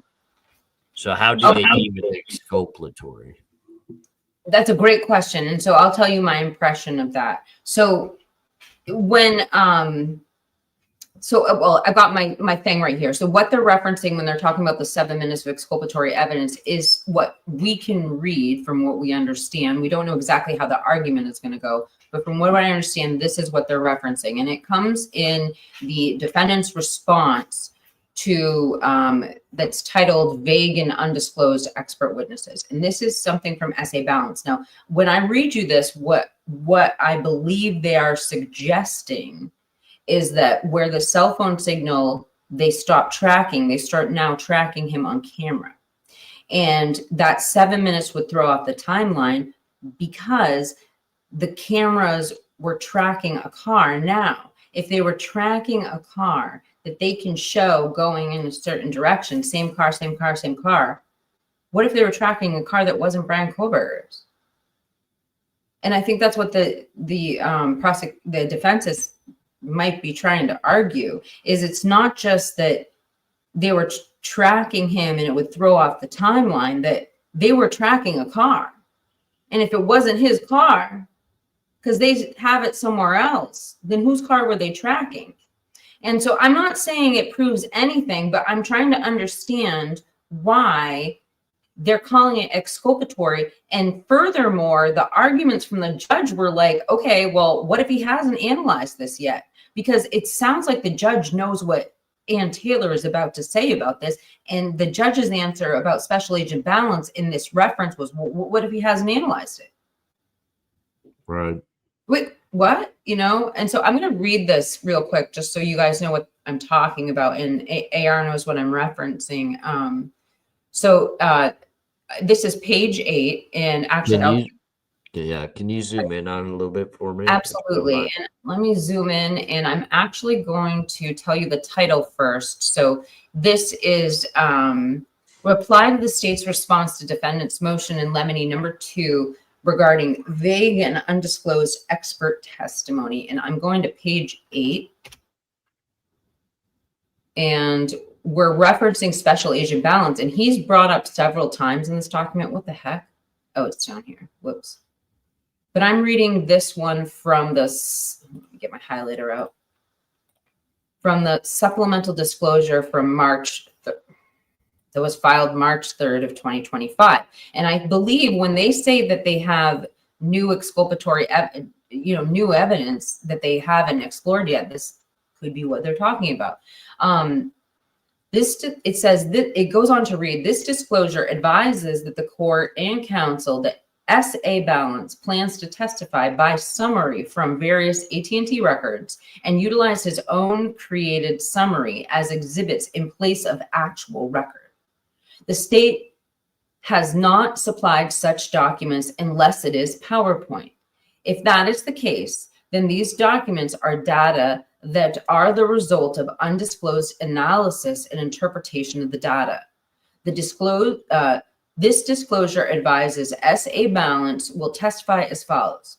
Page 13 depicts cellular phone usage by the 8458 number on November 13th, 2022, and Balance is expected to testify that when the 8458 number interacted with the AT&T network at 2:47:29 a.m., the phone was not at Bryan Kohberger's residence marked BK on the map. Rather, it was southeast of Bryan Kohberger's residence as depicted by the drive test data. Balance is also expected to testify that he analyzed additional handoff data that occurred during this data session and that the 8458 number stopped communicating with the network at 2:54. So remember, well, it says stopped communicating. At that point, that's where I bring up the third tower. Could that be what Sai is saying? He knows Bryan was somewhere else. And then again, what she's inferring is that the camera, this is where we start seeing the timeline of authenticated cameras. And back to Sai asking for this material from S.A. Balance. So it says, S.A. Balance plans to testify. Let me get my freaking highlighter. S.A. Balance plans to testify by summary of various AT&T documents and utilize his own created summary as exhibits in place of actual record. The state has not supplied such documents unless it is PowerPoint. If that is the case, these documents are data that are the result of undisclosed analysis and interpretation of the data.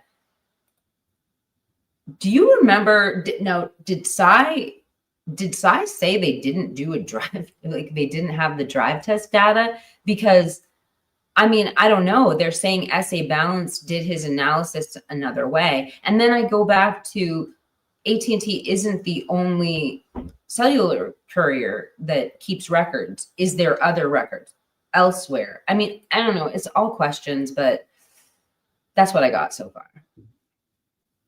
I do remember Cy Ray saying that he didn't even feel like they had the driving records yet, but they were working on those. But, one of my questions that goes into this swamp, and I'll put it, it's like a question, but it's also like a statement. So it's a mixture of both. I feel like the defense poorly attacked. If they are attacking the 7 minutes and they're attacking AT&T records and things of that nature, I know that they have to file a motion if they truly believe that the prosecution did have this information and that within the investigation that Balance had this. But at the end of the day, the defense has experts, and if they want to utilize the video that shows whatever cars that they're saying are driving, that they're having a hard time deciphering whether it's one car or another, if the defense really wanted to make a proper argument to this, in my opinion, this is how I would want it as a defendant, and maybe I'm wrong, but I want you to go to those videos and I want our experts to find a difference from the state's experts in the identification of these vehicles. So I want my experts to look at the exact same points that they're utilizing in these videos. And I want my expert to say, that's a 2011 Hyundai Elantra. There's no doubt in my mind that's a 2011. Then I want them to go to the next video and say, man, that's a Sentra. That's a Nissan Sentra. That is not a Hyundai Elantra. That's a Sentra. Because I feel like when you get in front of a jury, and I've always been afraid of this every time that I did go to trial, which wasn't every time, but the few times I did, that the jury could get confused on the arguments that are being made. And I truly, in my gut feeling right now, look, I respect Cy Ray. I respect Cy Ray's resume, and I understand why they would attack this.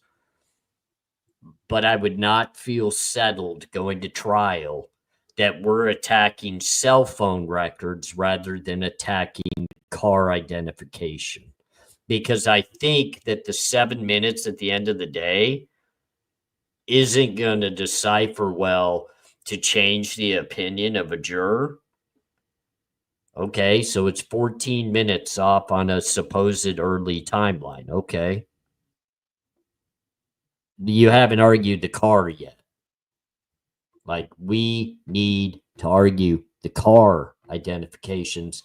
And look, I've been one that spoke out. I think you know, Kiki. I've spoken out very directly in the sense I think the defense is coming up far short numerous times in their arguments. That's one reason why I said, thank goodness we got rid of Jay Logston. I was not a fan. He would have never been on my defense team. Never. I don't like the comments that he made in regards to when, you know, the death penalty was being talked about for Bryan Kohberger, and he switched it over on the prosecution taking a life and all this stuff. These arguments fall short, in my opinion. Now, could Cy Ray ultimately make a huge difference in this case? Absolutely.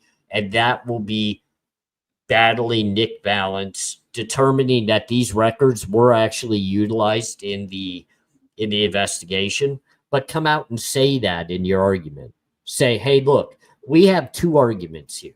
These are our two fights. One, we're going to argue the fact that the prosecution actually had these records because they were utilized in the investigation of our client, Bryan Kohberger. We know this for a fact, and we're going to prove it.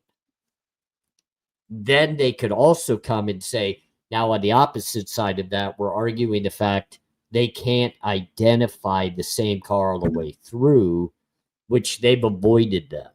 I've read those documents about the vehicle identification from front to back, and I've watched just about everybody's assessment on vehicles.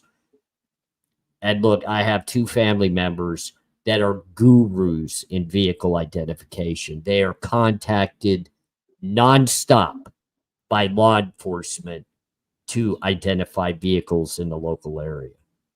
These guys know their stuff, and if they were working on a defense, they could prove it wasn't Bryan Kohberger's car if it wasn't Bryan Kohberger's car, but they have to be provided that information to be able to do that. And I haven't seen that argument portrayed at all in my own eyes. And then when I talk to them and I've had them read some of the stuff, they go, the defense has nothing that they can prove in regards to it being the wrong car. Nothing. Because they would have just flat out said they got the wrong car, and here it is right here on this footage. Because if you remember not long ago, Kiki, in the documents, they listed the videos. They listed all the cameras where they had the video of the car. The defense could have just easily gone in there, and they might at trial with their expert and say, that's not Bryan Kohberger's car. Let me show you why. That's not Bryan Kohberger's car. Let me show you why. We have experts too. That's a part of the defense. It's a part of the investigation. And of course, Cy Ray is an expert and he's going to do his part. But the problem right now that we have with Cy Ray is right now, the judge is blocking a little bit of his capability of really fighting in this part of the case, this part of the investigation. And that's where they really need to focus in my opinion, and attack the vehicle identification, because exactly what you're talking about with the 7 minutes and it potentially being exculpatory, from what I gather from you, it's because it would put the car in a different place at a different time compared to what the state's trying to say in their timeline of vehicle identification. Is that about right? Am I getting that about right? Yeah, but I mean, I think the bigger concern for me is that by doing that, it's not just that Bryan Kohberger was in a different place. Because if they can prove that, that's called an alibi. But okay, but when you say a different place, explain to me a different place. We're talking about 7 minutes one way, right? 7 minutes off. So what place are we deeming him where we possibly think he is, where Cy Ray's going to say he is, because Cy Ray hasn't said he's anywhere. He hasn't said he's in a different place. The location that he's at isn't necessarily the concern that I have, because what they're saying is they're locating him 7 minutes in another direction. My concern is the chain of events after that, because during that period of time, I know, sorry. the timeline begins on the cameras. So 7 minutes later, when they capture Bryan Kohberger on camera, allegedly, what if they captured a different car? And if he's headed the next direction, they prove, if the defense can prove that this isn't Bryan's Elantra that they saw, he was elsewhere, well, then that's not just 7 minutes. It's the next reading 3 minutes later. And if they're tracking that car, then 3 minutes later, when they see it on another camera, it's not the right car. So now it's 7 minutes turns into, whatever. Well, I've got a good argument for you too. What if Bryan Kohberger wasn't even in the car? What if it is his car, but he wasn't even in it? Have you ever let anybody drive your car before? Yes. I have too. If your car was then deemed to be a part of a crime, are you going to go telling on everybody? Of course, you may say, hey, I wasn't driving my car or whatever. But what I'm saying is, if this is a multi-perp situation, let's just say Kohberger's just driving around and he's got people in the car. He may have said, hey, by the way, you guys said you were looking for a white Hyundai Elantra driving around at this period of time with multiple people in the car. Okay, that's me. That's me. I had multiple people in my car. You can investigate them all you want, right? But what I'm saying is, I understand what you're saying. 7 minutes could potentially put you in a totally different place, a totally different time. And it could even mean you're driving one way when another white car passes you going the other way. And for some reason, law enforcement's actually registering the other car driving that direction as you when it's actually not you, because you're still going the other way. I get it. I get that. It's what they can prove. So, I mean, I'm not suggesting that somebody is going to have a story and that story is going to be more viable. I mean, they're literally talking about physical evidence. I mean, cameras, if you can prove what you're seeing in the camera, cameras are beyond, they're not considered circumstantial evidence. They're considered. Right. I just, the word exculpatory, like if we're trying to disprove something, that makes sense to me. Now we're battling that there's no proof that it was Bryan Kohberger's car going one direction because we feel like he's going the other. The problem is that's not, in my opinion, exculpatory, because there's still plenty of time to even come in from a different direction. And that's what the state's going to rely on. And that's why, you know, the more that I kind of think about it, the more I listen to you and the more everything that goes on of why the judge would have, and he should never have done it. He used the terminology conspiracy theory, which he should never have done. That's ridiculous. That should literally remove a judge from a case. Like, I think you should be removed from the bench of a case by making a statement like that, especially about the defense's expert witness. You can't do that. That's bias. But I think, you know, I think Cy Ray will be able to get up there. And I think Ann Taylor be able to question balance before this gets in front of the jury.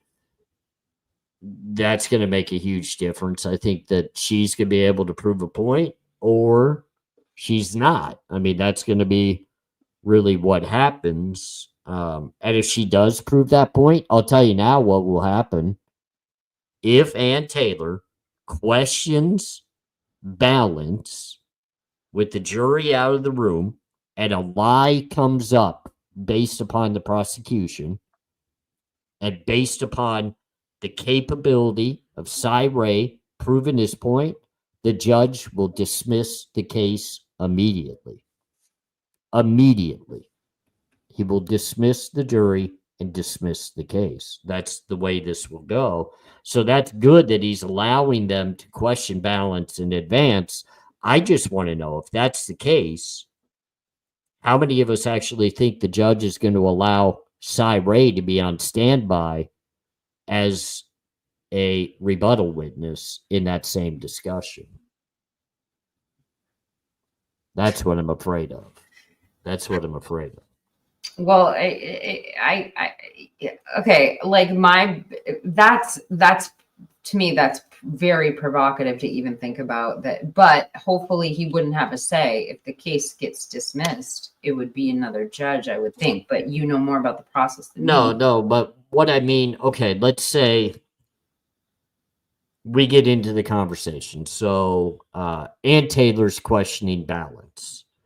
And balance is making statements, but they're not concrete enough for Ann Taylor to say, yeah, okay, we take it. He's telling the truth. Ann Taylor calls his bluff and says, dude, I know you're lying. Will the judge allow Cy Ray to be on standby right there? Because Ann Taylor, to be able to prove that, is going to need her own expert, which would be Cy Ray, to be able to get into that witness box and also testify. Because you can't just call balance and say, okay, well, now I know you're lying. I got you pegged, but I can't call my witness to prove it. Does that make sense? Ann Taylor's not an expert. She can't prove it. It's going to come down to Cy Ray. And now that the judge has openly said about the testimony of Cy Ray, or let's just say Cy Ray's affidavit, that it contained conspiracy theory, my concern is, did he just place prejudice? Oh, yeah, absolutely. Unforeseen prejudice on Cy Ray's testimony. AR, I wrote you something in the private chat. I don't know if you could read. I'll just tell the audience too. I have to make like a quick 2-minute phone call. I know that's fine. Midnight. Is it okay if I step away for a second? I don't know if you wanted to. No, you're locked in. You're not allowed to leave. You are so stuck. It's just the way it is. No, go ahead. Have some fun. I think I might be able to talk for 2 to 5 minutes. I think people in here know I've got a talking problem. Love you guys. I'll be right back. Thank you. I appreciate it. Yeah. So everybody in the chat, again, thank you for being here. I appreciate you. I appreciate all of your questions, all of your opinions. It means a ton. I'm going to take over for 2 seconds. And I do want to get a feel for how you guys think this is going to go down. Because as we all know, Ann Taylor is going to get the opportunity to ask questions of balance at the pre-trial. It might even be right before the trial without the jury. I mean, the way it was stated, it's actually going to be at the trial, probably right before Balance actually testifies, that out of the earshot of the jury, Hippler's going to allow Ed Taylor to question Balance. Do you guys feel as though Cy Ray will be on standby to be able to speak upon what Balance says, or do you think at this point that Judge Hippler is just kind of biased against Cy Ray and potentially just won't even want to hear it?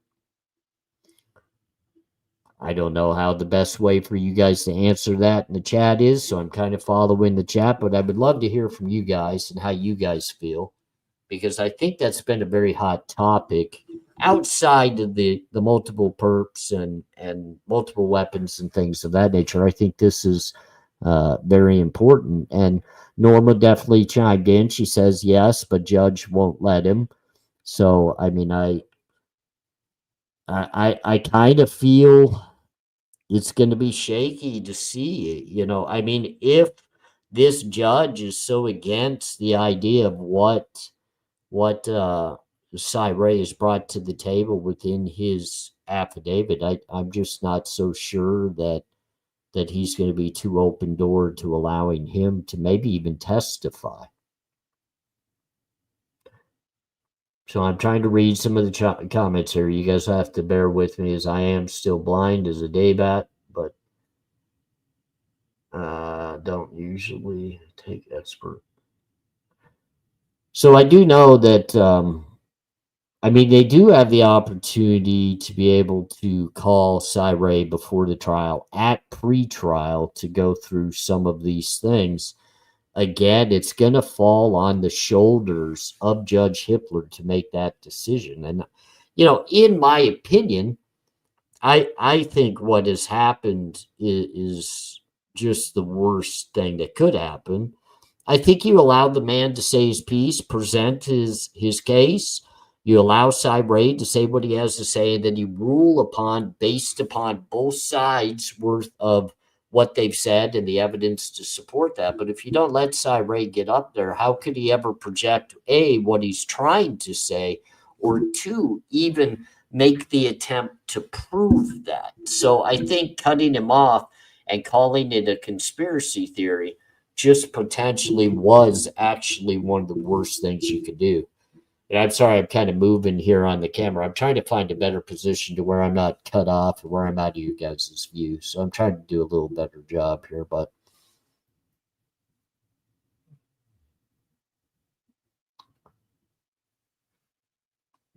well, he can't be acting. Yeah, and Love Tina, I absolutely agree with you. And I've one time in my life experienced a judge that seemed a lot like Hippler is. I'm not saying they're exact, but I remember I got into a case where the judge, to me, felt like they already had found me guilty and was already completely on the side of prosecution. No matter what we did, they were shutting it down, shutting it down, shutting it down.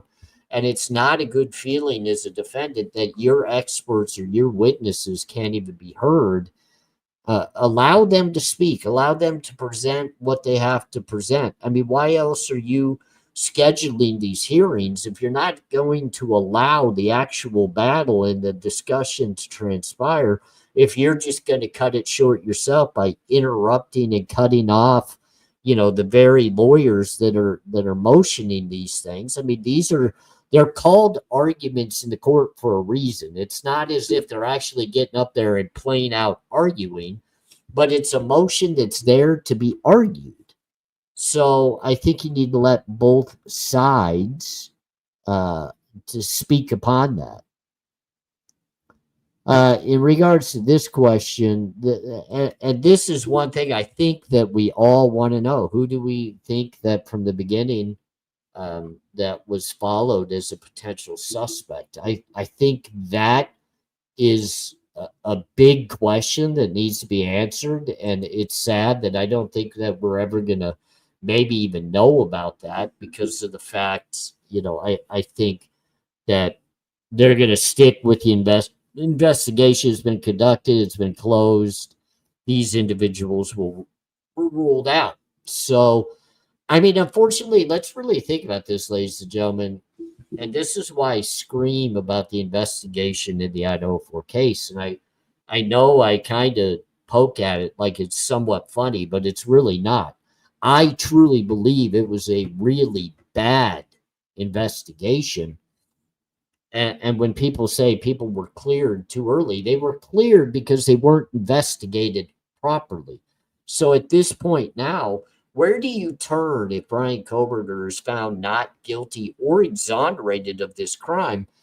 There's nowhere to go from here. And do we literally expect that the defense team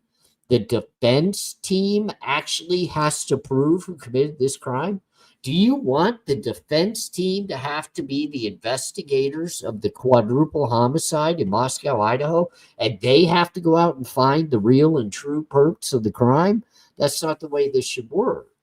Why do we pay people within law enforcement or the FBI or people within the laboratories or the people that handle the blood splatters and all these things? Why are we paying them if the defense team trying to protect their client is the one that actually has to go out and research and do the investigation of the crime?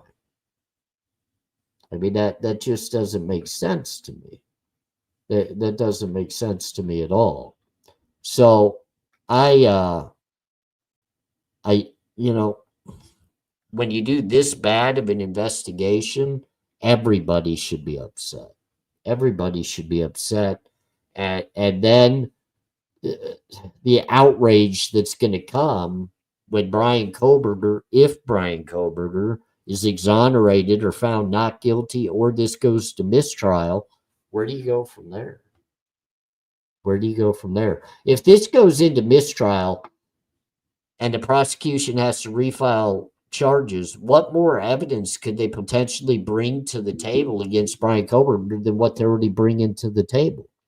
What would give them more power to be able to convict Bryan Kohberger than what they have right now?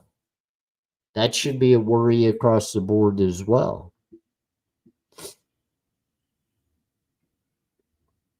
You're on mute, Kiki. Sorry to keep everybody waiting, and I don't know what I missed, but looks like you're going through comments from what I could hear. Yeah, I mean, I would just kind of talk about where it would go from here if Bryan Kohberger was exonerated, found not guilty, or dismissal. The state of Idaho and the FBI boxed themselves into a position they couldn't charge anybody else. I'm going to be right back, Kiki. I got to take a 1 second break myself to use the restroom. I'll be right back. All right, sounds good. I'll take a minute to just build up what AR is saying. One statistic that just like drove me absolutely nuts when I first started covering this case that I wasn't aware of, and it might be, I'm sure it varies from year to year and whatnot, but I don't know if the audience knows this, something roughly like around 50% of all the homicides in the United States go unsolved. And I find that when I think about this case, and if Bryan Kohberger was like exonerated or found not guilty, would this become a cold case? And, what would you be able to, with the house torn down and not having like all of, the data that they were, I don't know, that's a question I have. Where would the investigation go? And, yeah, it's just a general question I'm putting out there. And one thing that we were touching base on when I left is we were talking about vague and expert witnesses in the 7 minutes of exculpatory evidence. I can't seem to let go of the entire live stream. But one thing that is brought up or was brought up by Cy Ray and might play into this, I don't know, is the fact that Cy was saying that there's like 5 to 6% of the data that hadn't been analyzed or he hadn't seen. And he said there was a tremendous amount of data, but it's not the amount of data, it's the quality of the data and how they interpreted it. And I guess what the question is with that data, they had like a deadline. They had to hand it over. I think it was like this hearing was like in May, and they had to hand it over by like August 6th or something like that. We never really, we assume they got it, but I wonder, is this what Ann Taylor is talking about is exculpatory evidence? And I mean, I don't know. Why would they have skipped that? Is this why she puts the word exculpatory in there? And I'm going to turn to the chat because that's kind of like the two talking points that I had for AR to leave and see what you guys have to say.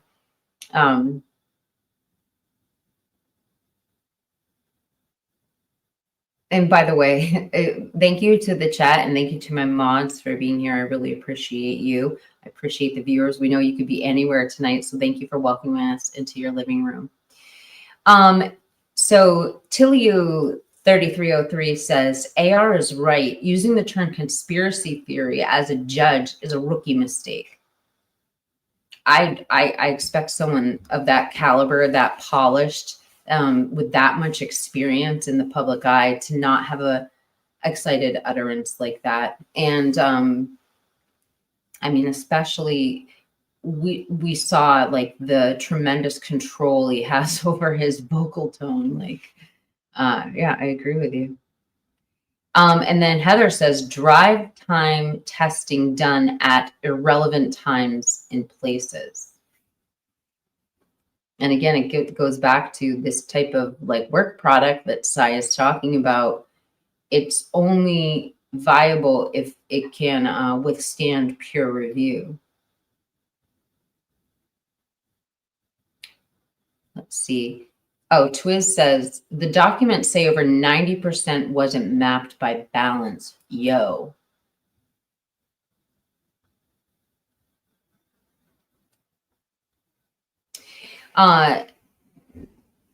Gen History Fuzz Admin says, I think they have everything they need to solve it once they start looking where the evidence takes them.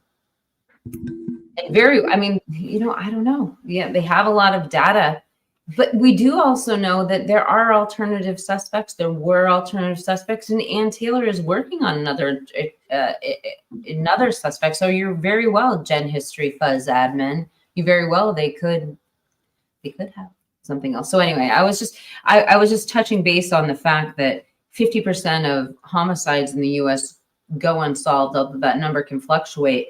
And it's scary to think if Bryan were exonerated, like you were saying right before you left, would we be looking at this case becoming a cold case? And it's divided in the chat as to what they think. Yeah, I mean, I agree. Real quick before I lose it off the top of my head, because I've been capable of doing that quite often. One announcement, my wife is actually working pretty hard behind the scenes for these lives. What she's doing is she's going in and breaking these lives down to easy to follow series of shorter videos that you can find in a playlist. The way this is going to work is, as Swamp and I do this, one day's live will be broken down and put into a playlist on my channel.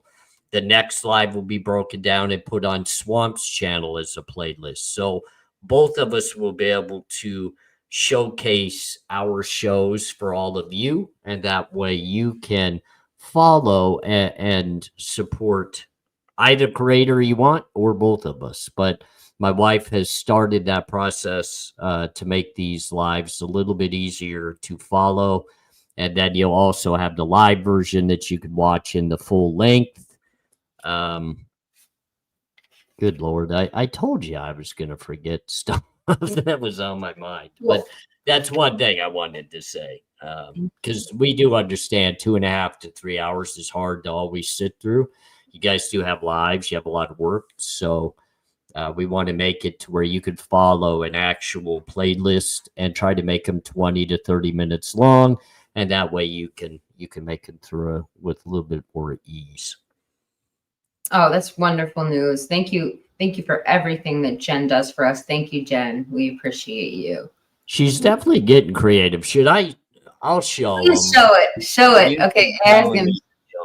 So I'm This in is the like my favorite thing, you guys. He's gonna show you.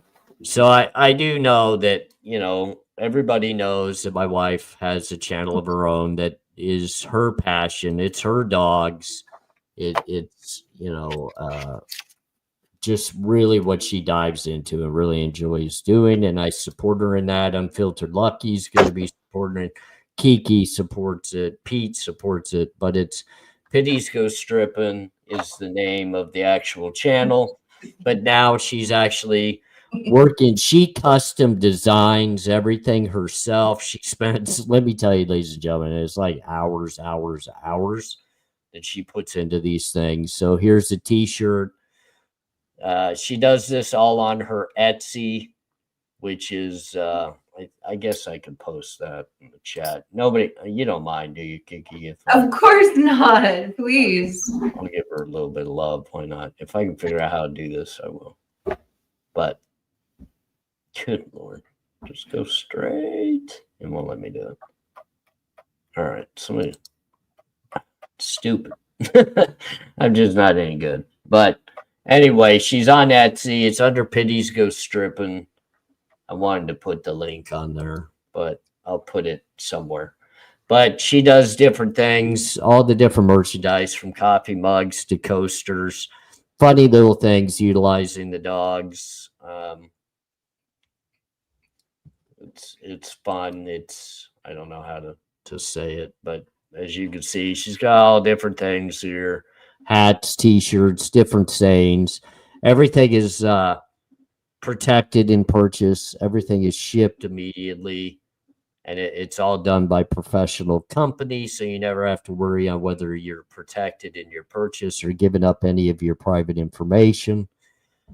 We all are also working on, obviously, stuff for my channel. But if you have loving pets or just, loved ones of your family that you truly adore, that you would like to get some merchandise with your dog on it instead of our dogs, Jen is working up to be able to design all of those things for you, and we cater right to your wants, your needs, and we'll make it.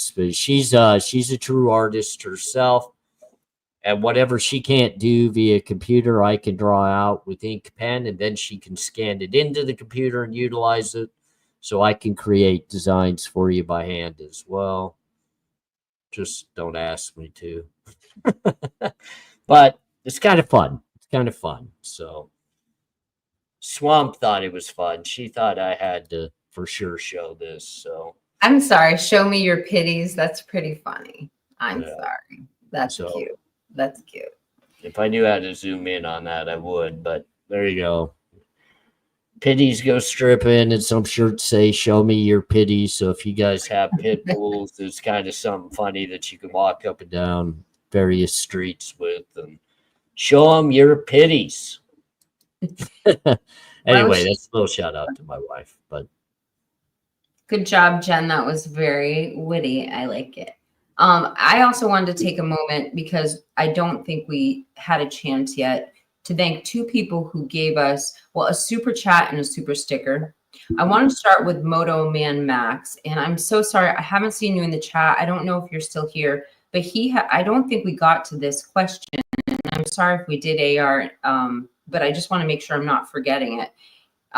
It says, it's under starred. If it was two people, would the best strategy to be one through the top and one through the second floor of the bottom floor? That was our very first question, wasn't it? Am I repeating that? No, I didn't answer this. But from my experience, I never split an entrance into a crime scene through multi-perps unless you're trying to just overwhelm the floor plan.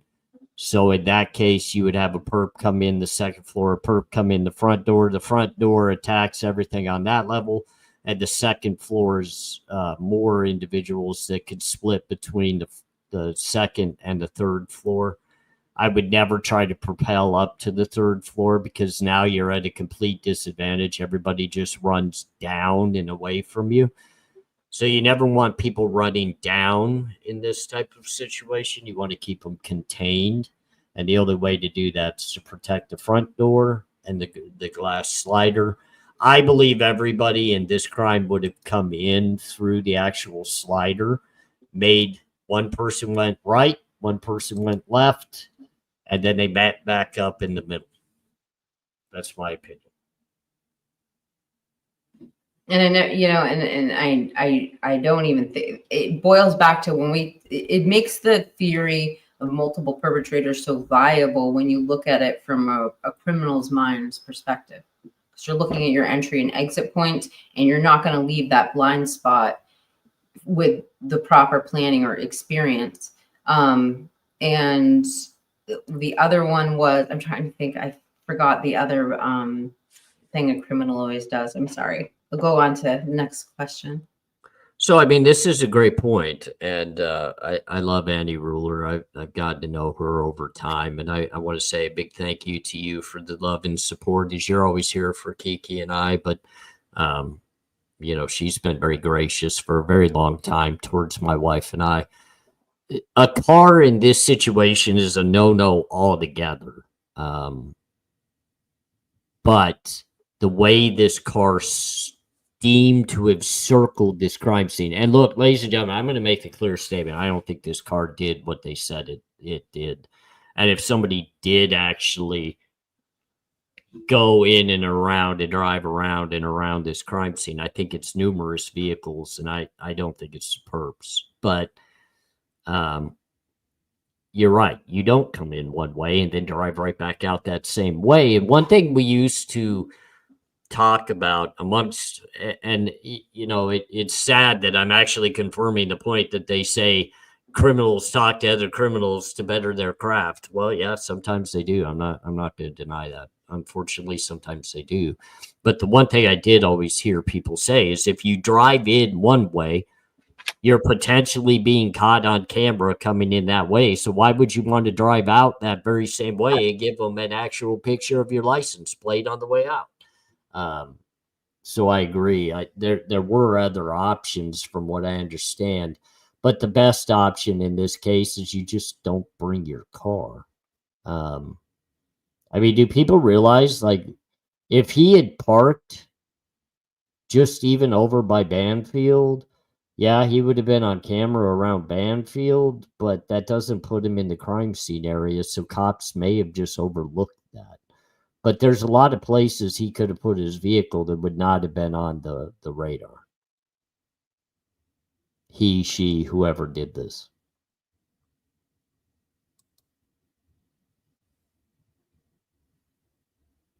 You're on mute, Kiki.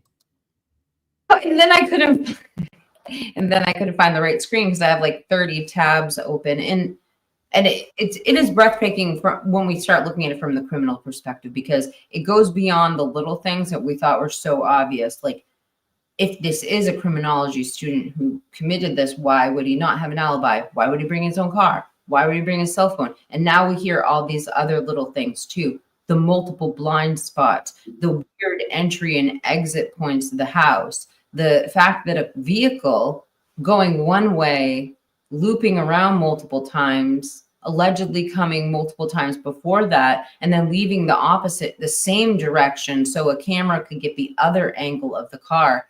It is really breathtaking when you think of all the other little details, the knife sheath left, it's not just somebody who didn't bat 1,000 at a crime. It's somebody who doesn't seem to understand the crime.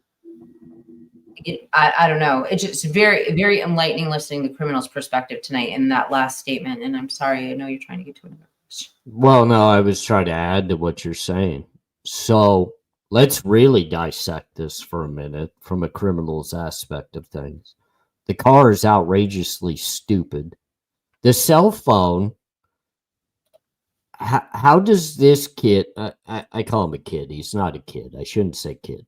He's much younger than me, so he feels like a kid to me. But knowing that they could track your cell phone, I mean, there's no way Bryan Kohberger didn't know they couldn't track his cell phone. Why don't you just go to Walmart, buy a Straight Talk phone? You don't even have to put your name on an account. You don't even have to pay with a credit card. You could literally buy a $35 card at Walmart, put it on your phone. You got a prepaid phone with unlimited everything for $35 a month, and you don't even have to put your name on it. I mean, come on, ladies and gentlemen, I'm old school and I know new school ways of getting around things, like a cell phone with no name, no tracking, no address, no nothing on it. Guys, if I wanted to make a purchase that needed a card to make the purchase, I go get a green dot card. You don't have to put your name on it. Nothing. You can make any name up and it will clear. If you, even when you shop online and they want to verify the name on the account, they want to verify the address on the account, you make all that up.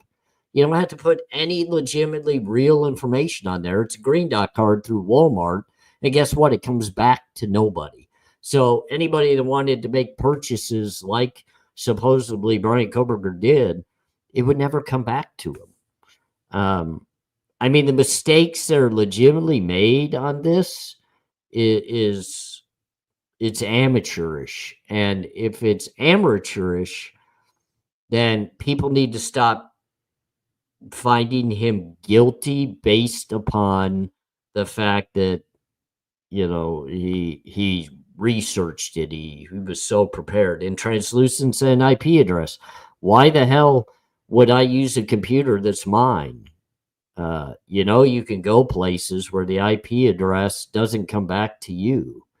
I personally, I've bought computers like laptops off of Craigslist because the IP address wouldn't come back to me because I never put my IP address on it and I don't connect it to my own Wi-Fi.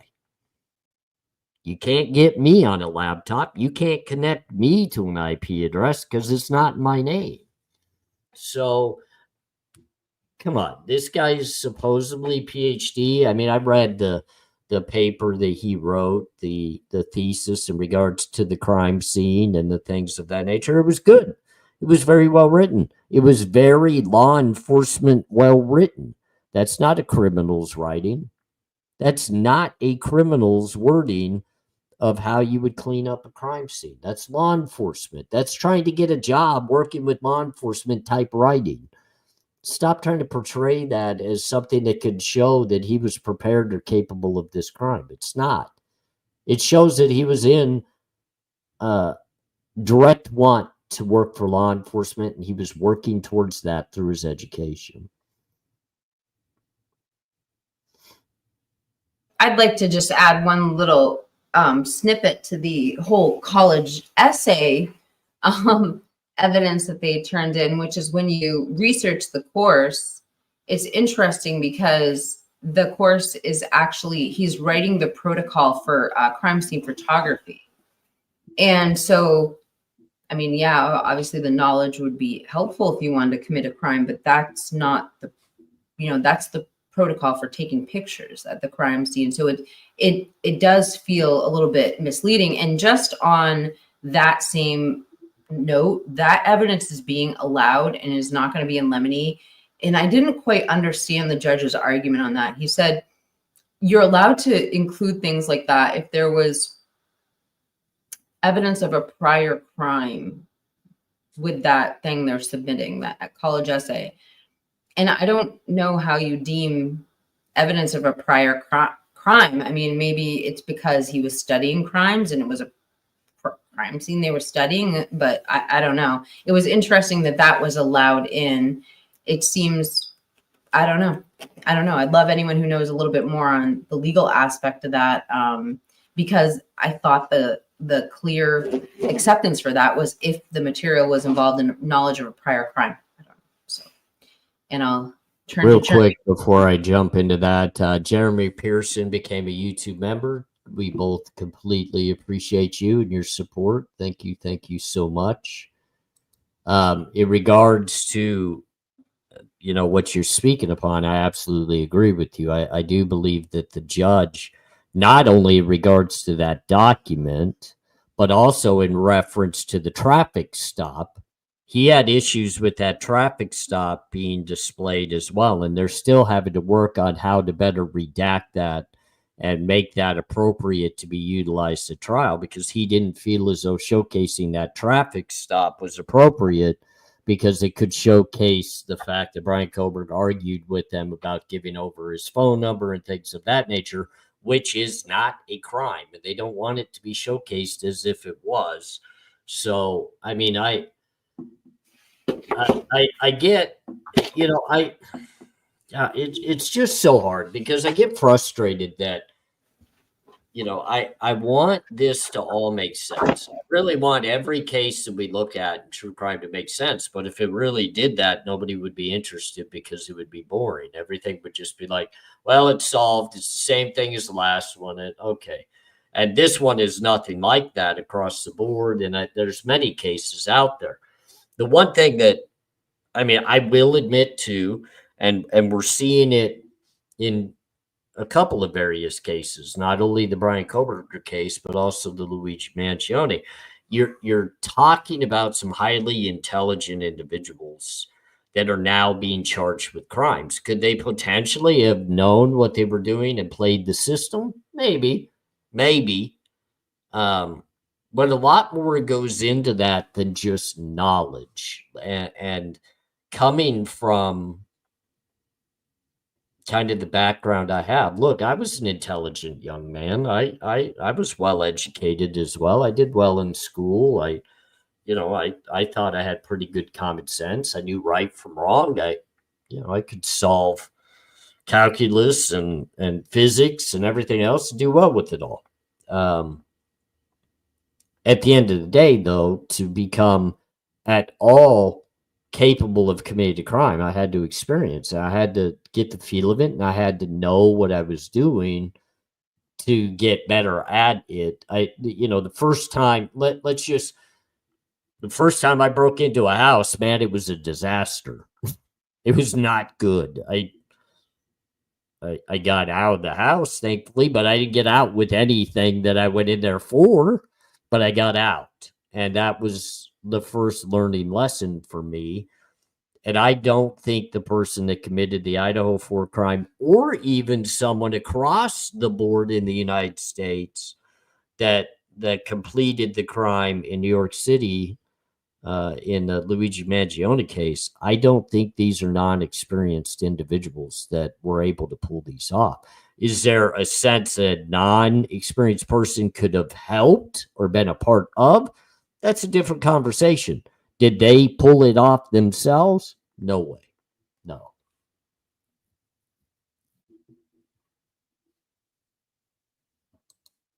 Are you on mute? But I just like, I think it just goes back to all of our initial questions at the beginning of this crime are still the same questions that make this so mysterious. The 8-hour time delay. How did somebody do this in such a short period of time? Why this particular person? Why the mystery surrounding the investigation, the identification of the car and the perps inside of it, the shelter in place, but lifting it because it was clearly a targeted attack, but then not knowing any connection to the victims whatsoever, even after all of this time. I can't dismiss multiple perp theory until I know more, I agree with you. So someone, obviously they don't agree that I had the capability.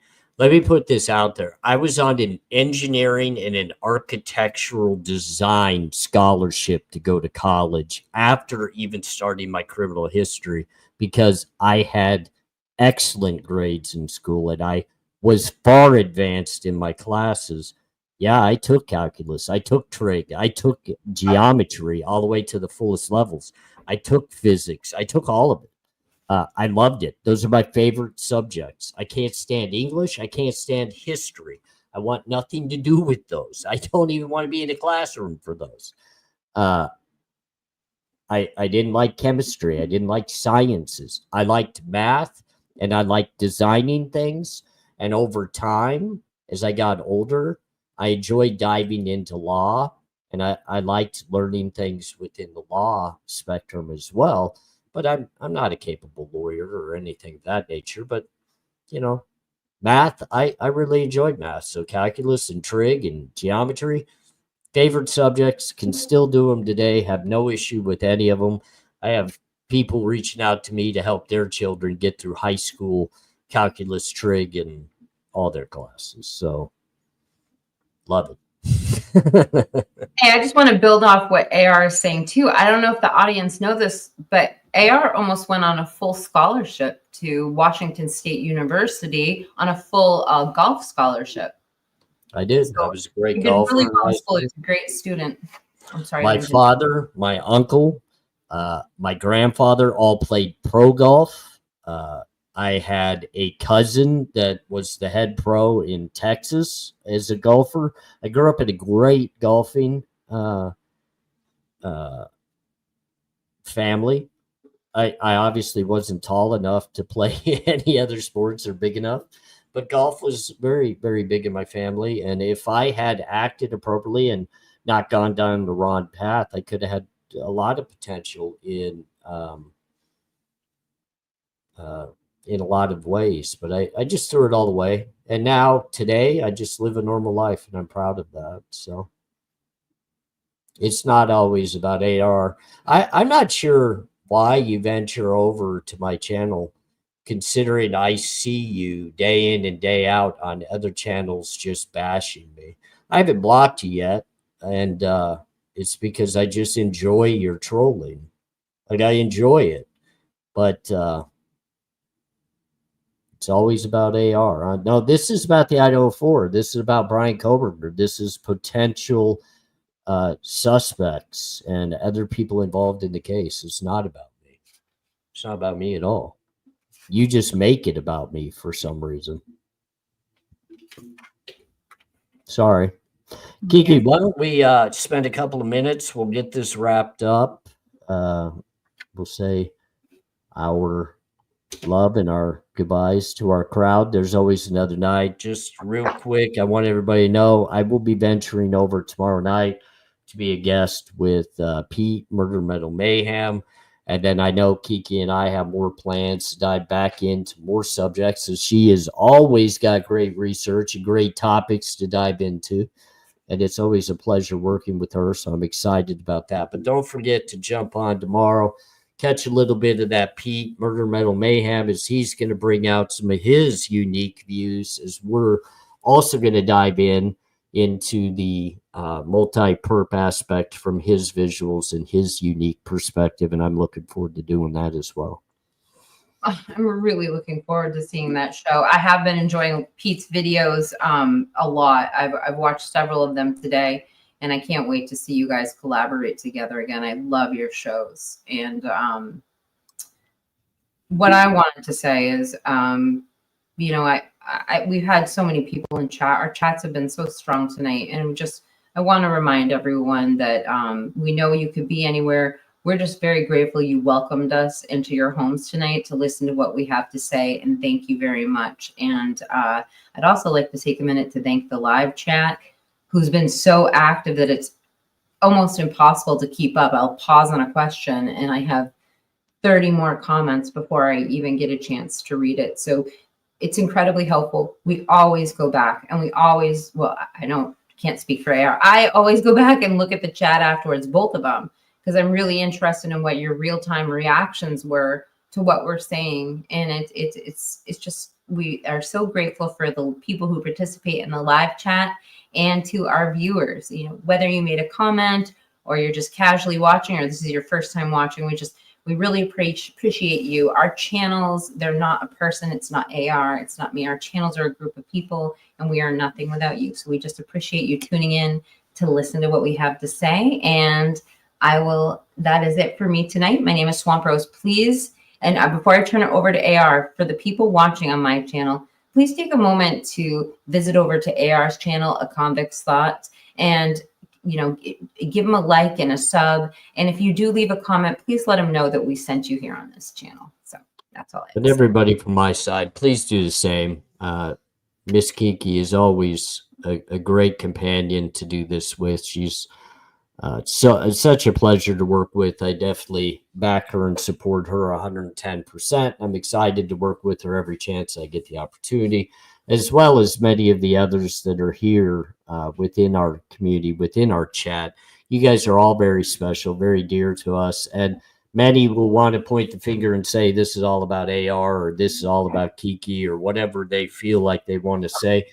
I'm going to end it in this way, and this is the absolute truth. We're here because it's all about you and talking about true crime. We couldn't do it without you, and we're appreciative that you give us the opportunity to spend the evenings with you. So you guys have a great night. We're going to send you off on your way, and we'll see you again very, very soon. Thank you. Bye-bye.